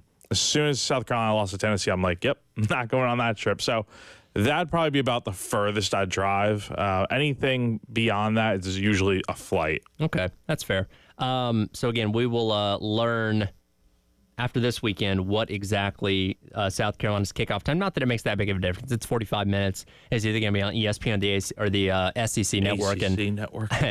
Maybe they'll put it on the ACC network. Oh, they should. They should. I do enjoy the fact that we have more of a streamlined process with this now, because it used to be the 12-day window where you had no clue on any kickoff times till 12 days before. And, if you're trying to strategize your daily plans, or like yourself having to, think about travel, that's kind of tough to do in a short window, saying, okay, do I fly out at this time or that time, or am I getting back at this time or that time? Like, I like the fact that ESPN, while their production quality is not as good as CBS's was, I do like the fact that does streamline things for scheduling more. It was so nice and different to see at the beginning of the season, even before, like in August or July, when they gave like rough estimate like time windows when the games would be played. So we knew Alabama was going to be a noon game, and we knew Oklahoma was going to be a day game, and I like it. And it really does help because it's like, okay, normally you're, like you said, you're used to, okay, we don't know anything until 2 weeks before, and that's always been an issue for me, especially from when you're trying to plan out travel and stuff, because you don't know, like, okay, usually you leave on Friday. You could come back theoretically on Saturday, but most times you're staying 3 days in the same city for a road trip. So I like it from that standpoint, and it makes things much easier on the fans where they can kind of start to get a gauge of, okay, we know when we need to leave and when to come back and what to expect and all that. Let's take a look at the AP poll as it was updated coming away from a wild weekend of college football. Texas only briefly dropped down to number 2 as they are back up to number 1 with Alabama's loss to Vanderbilt, who has dropped all the way down to number 7. And, you know, Texas, I know they played Michigan on the road, and that's a Michigan team who doesn't really have much of an offense. They lost to Washington this past weekend, but we're getting ready, and this weekend's going to be really the first true test, I feel like, of Texas as they take on Oklahoma in the State Fair game. And that's going to be a really big game. Doesn't matter what the records are. That's always a classic of a game. I'm kind of surprised College Game Day didn't go to Dallas because that's normally where they'll go for this matchup every year. But, of course, you can't pass up the opportunity to go to Ohio State, Oregon, which is going to be another 6 a.m. PT College Game Day start time. But, yeah, Texas, it's going to be a huge game for them. They deserve to be back at number 1. And it's not the biggest test of the year for them because Oklahoma hasn't been as good as expected maybe. But, I mean, it's a good benchmark to see where you're at. Kind of now at the midway point of the year. I can't believe we're even saying that. It's already week 7. I know. Well, there's the extra bye week. That's built true. in, so the season's technically longer than it normally is. Yeah, but still, it's like time's flying by, man. We're already 5 games in with your South Carolina and 6 with your, like, you know, some of these other schools out there. You mentioned College Game Day. Did you get to take in any of Game Day from Cal on Saturday? I did. I actually watched majority of it, and normally with me, I haven't really gotten the chance to watch a ton of college football.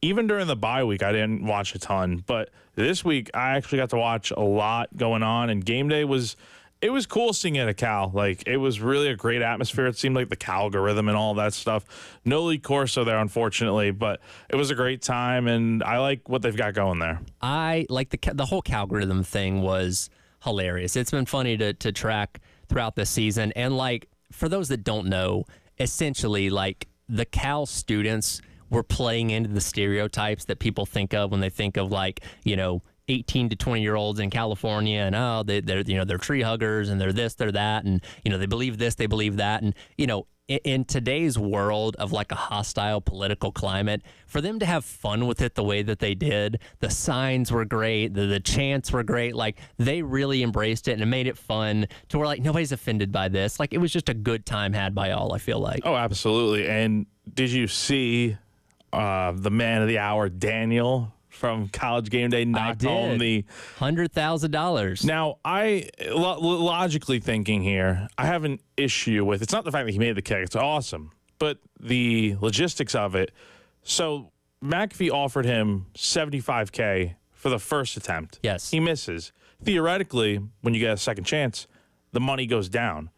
They gave him $100K for the second kick. I thought they usually either doubled it or increased it. Maybe I haven't been watching enough. I think in the past they've like, and it's not, sometimes it's double, sometimes it's like 20,000 more or whatever. But yeah, he got a second chance for more money and did make it. I think, is he the first one to make it this year, or did somebody else make it? I think somebody else did make it. Someone else probably made it, but not the guy here. Not the guy here, and the guy did it in vans. Like, oh my gosh, when he came close on the first attempt, I'm like, they better give him the second chance because he could definitely make it. And, man, that was so cool to see him make, because I don't know if I've seen anyone make it watching live, and that was awesome. I saw there was a photo of him because, he makes the kick. They take a picture with the big check and all that kind of stuff. And there's a photo of him afterwards, I guess talking to, like, the producers or whatever. And he just had, like, this kind of, like, stunned look on his face. People are like, oh, he's finding out about taxes now, because he's not keeping $100,000. No, he's I can guarantee you that. Not in California. So that is, it's a harsh reality, Well, unfortunately. as you said, game day this week going to be out at Ohio State and Oregon out in Eugene. Number 2 versus number 3 as Ohio State moves up one spot after handling Iowa 35-7, and then Oregon just pretty casually beating down Michigan State 31-10. And this is the matchup that we've all been anticipating in the Big Ten. The 2 top dogs that we expect to be 5-0 in this matchup coming in just that way. We have been waiting for Week 7 of college football for a bit now. We had what was thought to be the lackluster Week 6, which ended up being one of the best upset weeks of college football history. Which it's always the weekend you don't expect. Exactly. But this week, we get the big dogs. We get all these different matchups, and the one that stands out, Ohio State, Oregon. If I'm not mistaken, they were supposed to play before the merger back in 20 or 21. I can't remember. It was during the pandemic. And that obviously got changed to where no non-conference games or anything. You're just playing your conference foes and stuff. They got to play a year later when Ohio State hosted Oregon. But this is the trip that Ohio State should have made years ago to Eugene, and now they're doing it as Big Ten foes. This is going to be a real clash, and I haven't been super, super impressed with Oregon, more so with Ohio State. This is going to be a real test to figure out like who's the big dog in the Big Ten. Ohio State's been handling their business. They've only played a couple conference games, beaten their non-conference opponents the way they should have beaten them. Oregon's a little bit different. They had trouble against Idaho in Week 1. They got into a shootout with Boise State after that. Like, they haven't looked as crisp. They've looked better these past couple weeks, but both teams obviously going to bring their A game this weekend. And what, I know we said this about Georgia and Alabama 2 weeks ago, what might be the biggest game of the entire year. It should be the game of the year. I think this is one that, again, we've had circled on our calendars for a little bit now. This is kind of what you wanted and expected with getting these Pac-12 schools coming to the Big Ten. Can they compete in this conference? And so far, so good for Oregon and stuff. USC is or Southern Cal, excuse me, took a little bit of beating against Minnesota over the weekend. Can Ohio State stand on their business and show that they are they still the team, even with all these other schools coming into the conference? We'll see.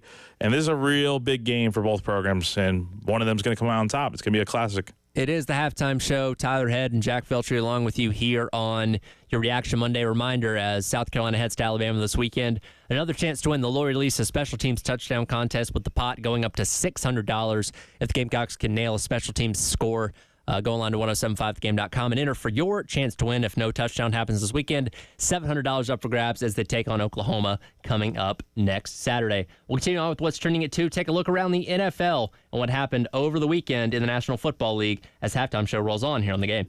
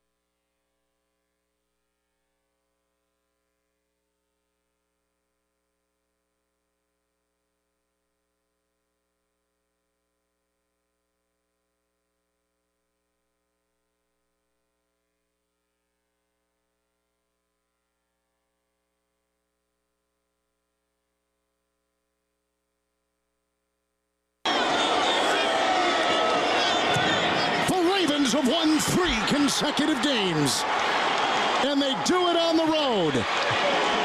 Welcome back in. It is the halftime show. Tyler Head and Jack Veltri along with you on your Reaction Monday. Continuing on with what's trending at 2, taking a look at the NFL weekend that was the call on CBS as the Ravens squeak by the Bengals 41-38 in overtime as the Ravens improved 3-1. Bengals dropped to 1-4. Yeah, I think it's funny, Jack. We spent the first month of the NFL season talking about how there was no high-caliber quarterback play for the most part over the league. Not only does Kirk Cousins sling it for 500 on Thursday night against the Buccaneers, but Lamar Jackson and Joe Burrow combined for over 700 yards through the air and 9 touchdowns in this wild game on Sunday. This is what the NFL with your best players can look like. That was a crazy game. Lamar obviously did Lamar things. Joe Burrow, I think, arguably outplayed him, in my opinion. Just had a really great day. Had the 1 interception, but outside of that, had a really good game. And it was one of those games that was really coming down to the wire. The Bengals, I think, should have won. I disagree with the fact that Zach Taylor, the Bengals head coach, took the ball out of Burrow's hands and elected to kick a field goal in overtime. But it's what you got to do sometimes, and you live with your mistakes. That is the controversy coming away from this game, that the Ravens got the ball to start overtime, driving down the field. They were somewhere around their own 40-yard line. Lamar fumbles the ball. Cincinnati picks it up basically on the Ravens 40 in great territory to be in position to win the game. Because, again, if you get the ball second, whatever score you get wins the game. And like you said, Zach Taylor elects to run the ball 3 times. With a backup running back, With a backup running back. It's crazy. To set up the field goal, which ends up being missed. And then the Ravens proceed to, after a long Derrick Henry run that I thought was going to be a touchdown, I thought it was too, proceed to kick the easy field goal to win the game instead. Like you said, Burrow had been so good that entire day. Why you don't put the ball in his hands to at least try to move the ball a little bit more instead of just positioning it for your kicker, that's one they're going to be kicking themselves about. And now you're 1-4. And the statistical likelihood of making the playoffs at 1-4 are very low. Oh, it's very low. And look, that's what being conservative does for you. Sometimes you have to trust your guys. And this is Joe Burrow we're talking about, elite quarterback in the NFL. And now the Bengals are in a really deep hole, and it's going to be tough to get out of, especially in that division. The other side of things, instead of being conservative, Sean McDermott was a little too aggressive in the late stages of that game between the Texans and the Bills. Comes down to the wire, tied up at 20. Bills are backed up basically on their own goal line with about 20 seconds to go. Houston has all 3 of their timeouts. They throw the ball 3 times. Houston keeps their timeouts, very easily puts themselves in field goal range, and Kai Forbath walks it off with the field goal to win 23-20. I was speechless watching that. I'm in my head. I'm watching on Red Zone. And as a Bills fan, I'm like, okay, Josh Allen is not throwing the ball well today. His receivers, quite frankly, stink. Mac Hollins is not good. Curtis Samuel didn't even get involved in this game, and you didn't have Khalil Shakir. So you were really struggling there. To the fact that they threw the ball 3 straight times at the goal line, take the game to overtime. You made the great comeback. It's tied at 20, and if you go 3 and out here like you did, you give the Texans the ball back at midfield with time on the clock. And of course, look at what happened. It's an inexcusable thing that happened in that game, and it's something that, look, it's who Sean McDermott is at this point. I've seen it a million times where his clock management is horrible, and this was easily one of the worst losses I've endured as a Bills fan. This is awful to see. Yeah, it's one of those that you definitely feel like you let slip away. And again, Josh Allen wasn't throwing the ball well. He was 9 of 30 in the game when it was all said and done. So there was nothing in the passing game that was telling you. By the way, you're back. Do you think you're going to lead a drive with no? They had no timeouts, if I remember correctly. They didn't have a timeout. Nope. In the last 20 seconds to go length the field, just run the ball. Let Houston use their timeouts.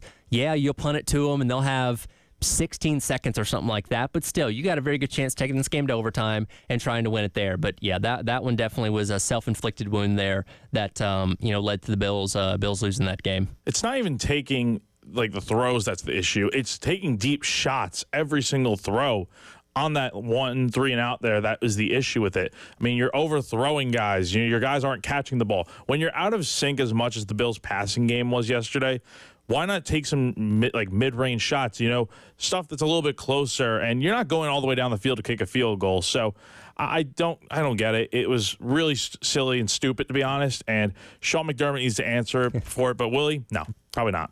Yesterday got started off across the pond in London with the Jets and the Vikings. Who would have thought going into this game the Vikings would be the undefeated team and the Jets would be the team that was a little bit struggling? Aaron Rodgers looked like he was 40 years old on Saturday, threw 3 interceptions, 2 of which in the first quarter, something he's never done in his NFL career before, as the Jets end up falling 23-17. And, I know a lot of people in the Jets fandom were already buying their playoff tickets.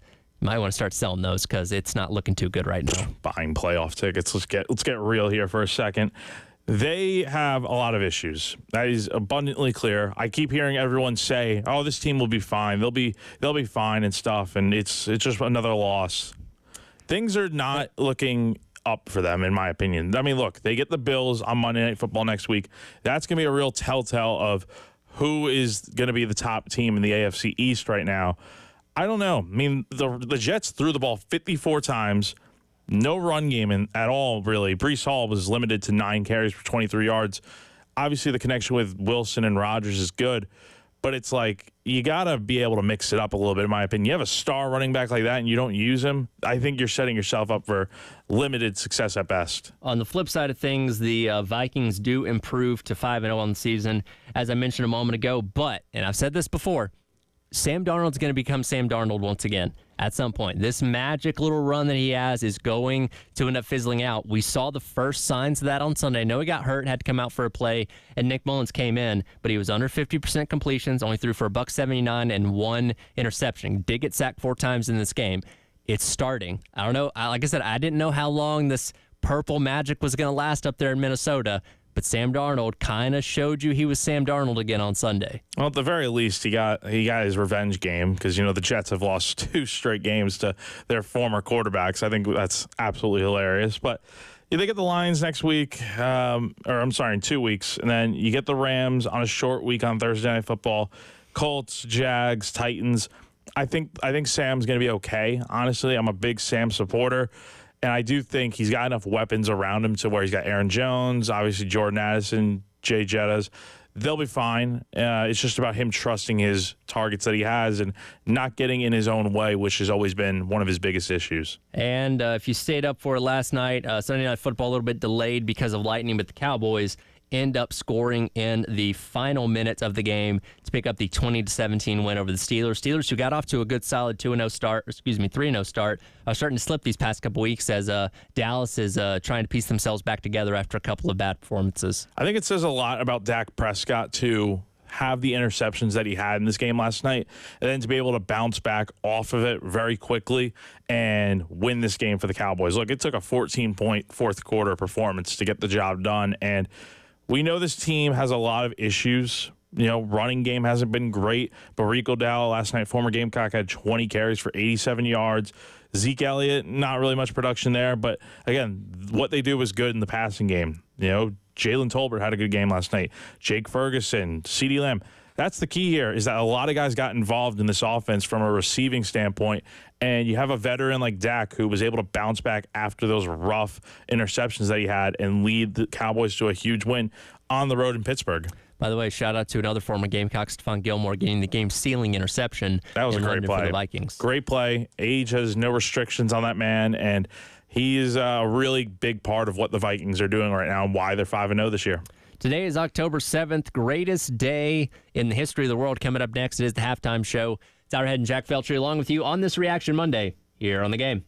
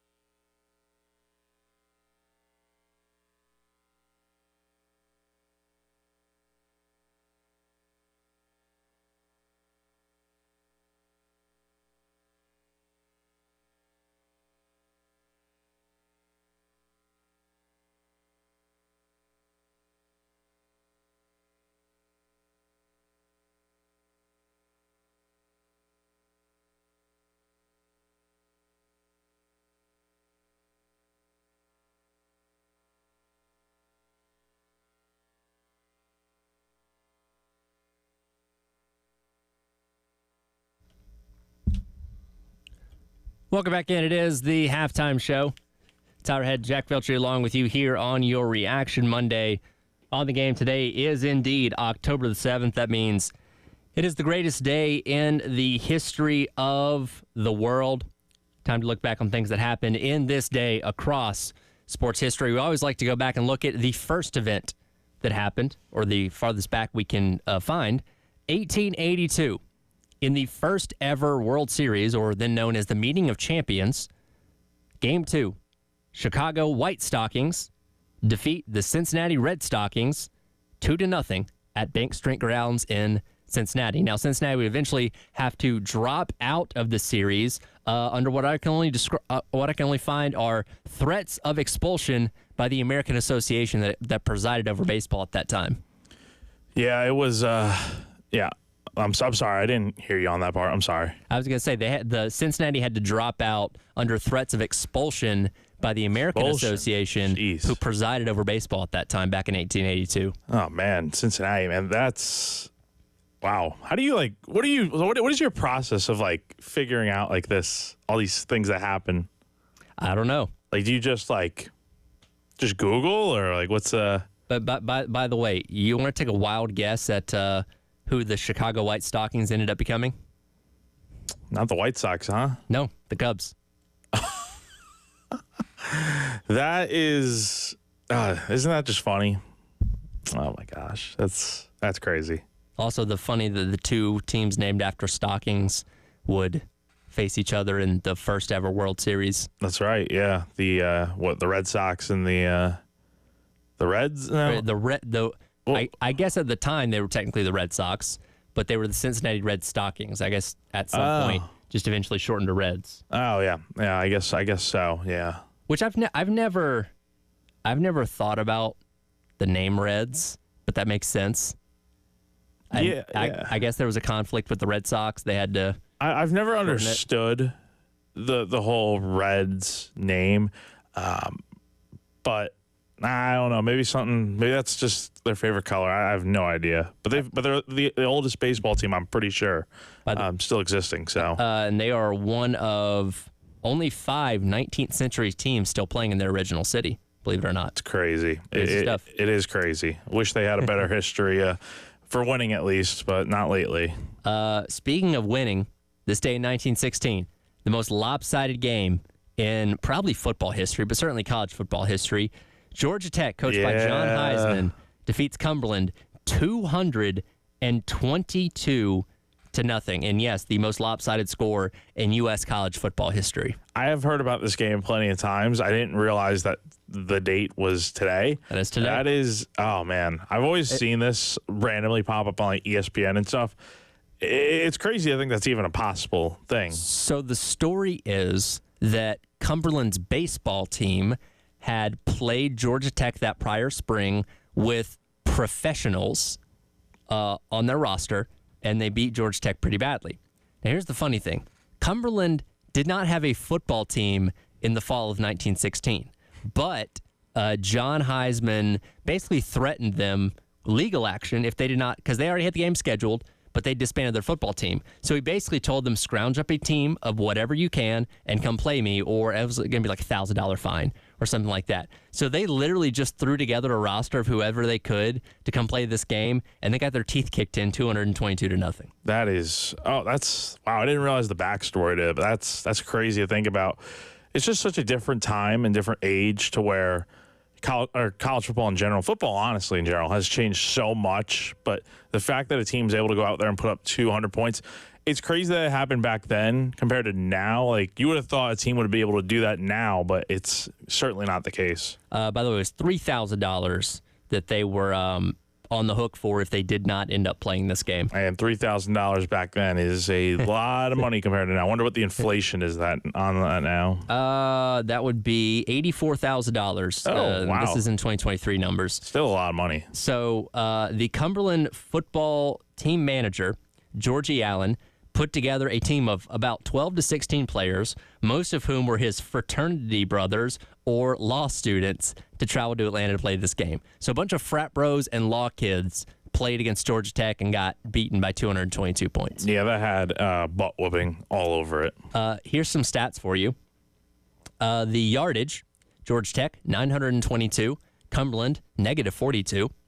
Cumberland lost 9 fumbles in this game. Georgia Tech lost none.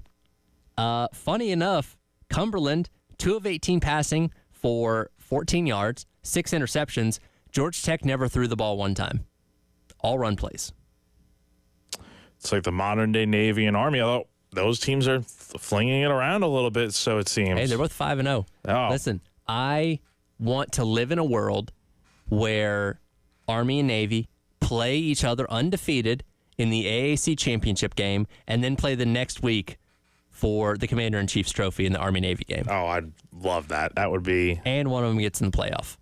America at its finest, and just like the glory days, isn't it? Sign me up. Oh. I want it. We're here for it. I need it, and I desire it. Yes, honestly. Let's root for every other team in the AAC to stink the rest of the year.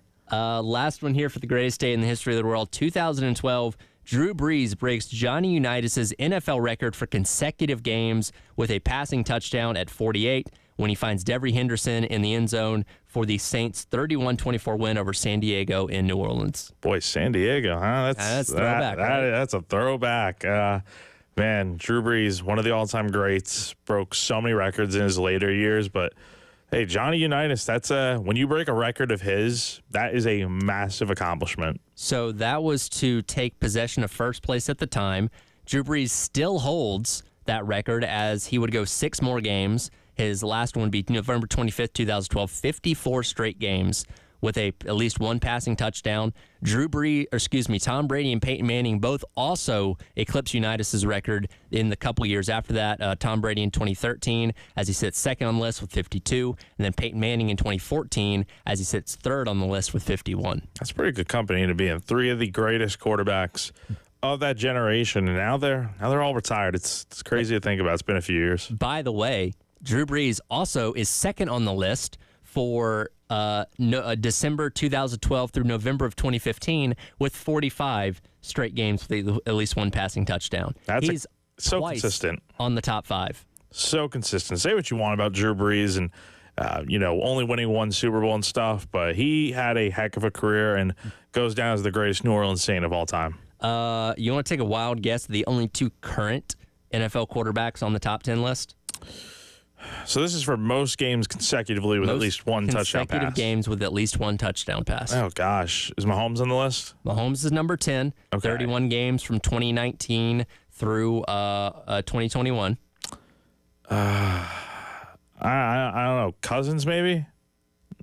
It is Cousins. Oh, wow. From Okay. 2020 to 2022 at 39. Wow. Okay. Yeah, that was just a shot in the dark, but yeah, that's awesome. Trying to think where the next highest current player is. I don't know. Justin Herbert is actually tied for 21st with Dylan LaMonica of the Oakland Raiders at 25. Oh, the Oakland Raiders.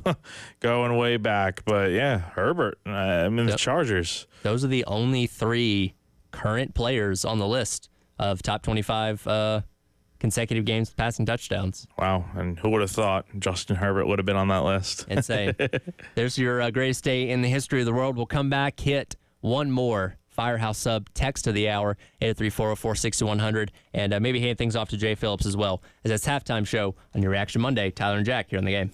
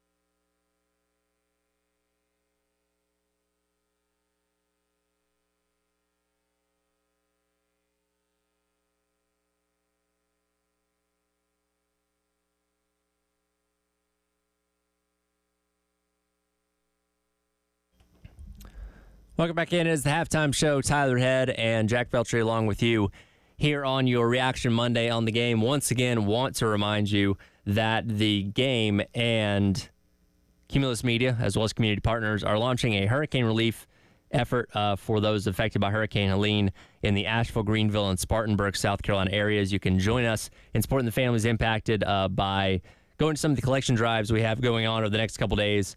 Tuesday through Thursday this week. You can bring non-perishable items such as canned food, bottled water, diapers, wipes, pet food, toiletry, and feminine hygiene products as well.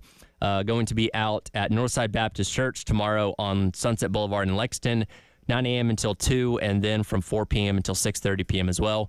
And then on Wednesday, 12 Springs Community Church on Sunset from 9 until 6, as well as Brooklyn Northeast Church on Summit Parkway in Columbia, also from 9 until 6 on Wednesday. And then Thursday out at Brooklyn Baptist Church on Sunset Boulevard in West Columbia from 9 until 6 as well. Game's going to be broadcasting. Terry will be out there tomorrow at Northside Baptist in Lexington from 12 until 3, and then Brooklyn Baptist Church in West Columbia from 12 until 3 on Thursday as well. So again, any help that you can give for Hurricane Helene relief is certainly appreciated. Hit one more Firehouse Subs text of the hour before we get out of here and hand things off to Jay and Elijah for the post-game show. Steve in West Columbia weighs in and says, I think Dow may be great at drawing up plays, but drawing up plays and knowing when to call what is totally different. He's not a good play caller. There is absolutely zero rhythm. There really was no rhythm on Saturday, in my opinion. Look, the drives were just very different, I think. And again, that's maybe not a bad thing, but there were some times where he called good plays, others where it was just an absolute mess. And again, some of it is him and his play calling. Others is just execution and stuff. It's also guys not getting open. There's a lot of reasons why the offense struggled on Saturday. It's not solely on the play calling, but I will say 3 points is 3 points. And when you had so much success with what you were drawing up through the first 4 games, it was a major step back and a complete 180 for the play calling, in my opinion. And again, it's a double-edged sword because you can put in the perfect play. If the guys on the field don't execute it, then it's not going to be successful. So it's a sum of all the parts. Could the play calling be better? I think so. Again, I went back and looked specifically at third downs alone, and everything that he was doing was behind the line of scrimmage. That, to me, is not advantageous enough to give you a lot of success on third downs, which is what they've been struggling with so far this year. And again, Dow Loggins is going to forget more football than most people will ever know in their lifetimes. Like, I don't discount his credentials. He's coached in the NFL. He's been around college for a couple years now. Like, the guy knows football, and nobody denies that. It's just some of the situations and calling the things that he does makes you really scratch your head. Yeah, and look, it really does scratch your head because it's like this guy has all this experience and stuff, and this is the best he can come up with. It's not a good sign in any way that South Carolina took a major step back this weekend in terms of how many points they were able to put up on the board. And it's like they're able to get down the field and into the other side of the field in Ole Miss territory, but they can never do anything with it. And that's, I think, the biggest concern is when it comes down to executing in the red zone, even getting there, you really struggled.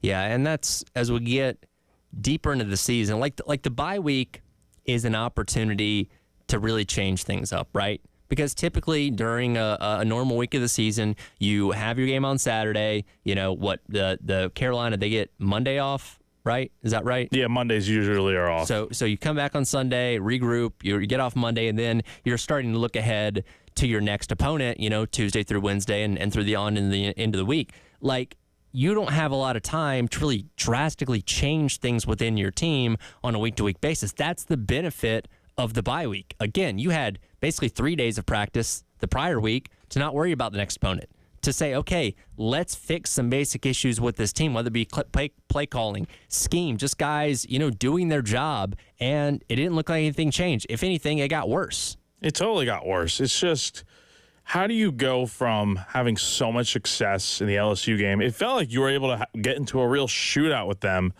and have so much success. And look, I know defenses are different and stuff, but the fact that South Carolina only put up 3 points, and that's the biggest concern, is that you went from so much success to nothing against Ole Miss. And it's not like Ole Miss's defense is Georgia by any means. They're a good defense, but it's not like South Carolina should struggle as much as it did. And I think it really comes down to that. And this game was important to me because you needed to instill a lot of confidence, not only in your fan base, but your team for this stretch run of games that you got coming up. You're going to Alabama this weekend. You're going to Norman, Oklahoma next weekend. You've got a ranked top 25 A&M team. You've still got to play Missouri. You still got a Clemson team that looks a whole lot better than they did in week number 1 against Georgia. You've got a lot of tough games coming. And if you can't do better than that, I don't know how many of those games you're going to win. This game gave me no confidence in this offense moving forward. And I think it's safe to say maybe the conversation of who calls plays needs to be fixed. I don't know if that's, Shane Beamer directly, maybe Mike Shula. I mean, you brought him in for a reason, obviously, right, with all his experience and stuff.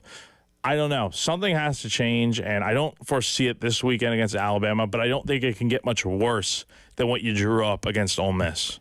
And isn't it just South Carolina's luck that they get Alabama off of the upset loss to where there'll be no overlooking South Carolina, much like they did against Ole Miss this past weekend? No, it's not happening at all. And South Carolina's got their work cut out for them. I don't know how they're going to fare this weekend, but all I can tell you is it could be a long weekend in Tuscaloosa. Well, buckle up. It's going to be a long week, and we'll see what happens come Saturday. But again, it's been a wild weekend, a wild year of college football so far. So nothing's impossible. Nothing's off the table. That I will say for sure. But 2 straight losses for Alabama, that would be a first. That would put Kalen DeBoer in some hot water.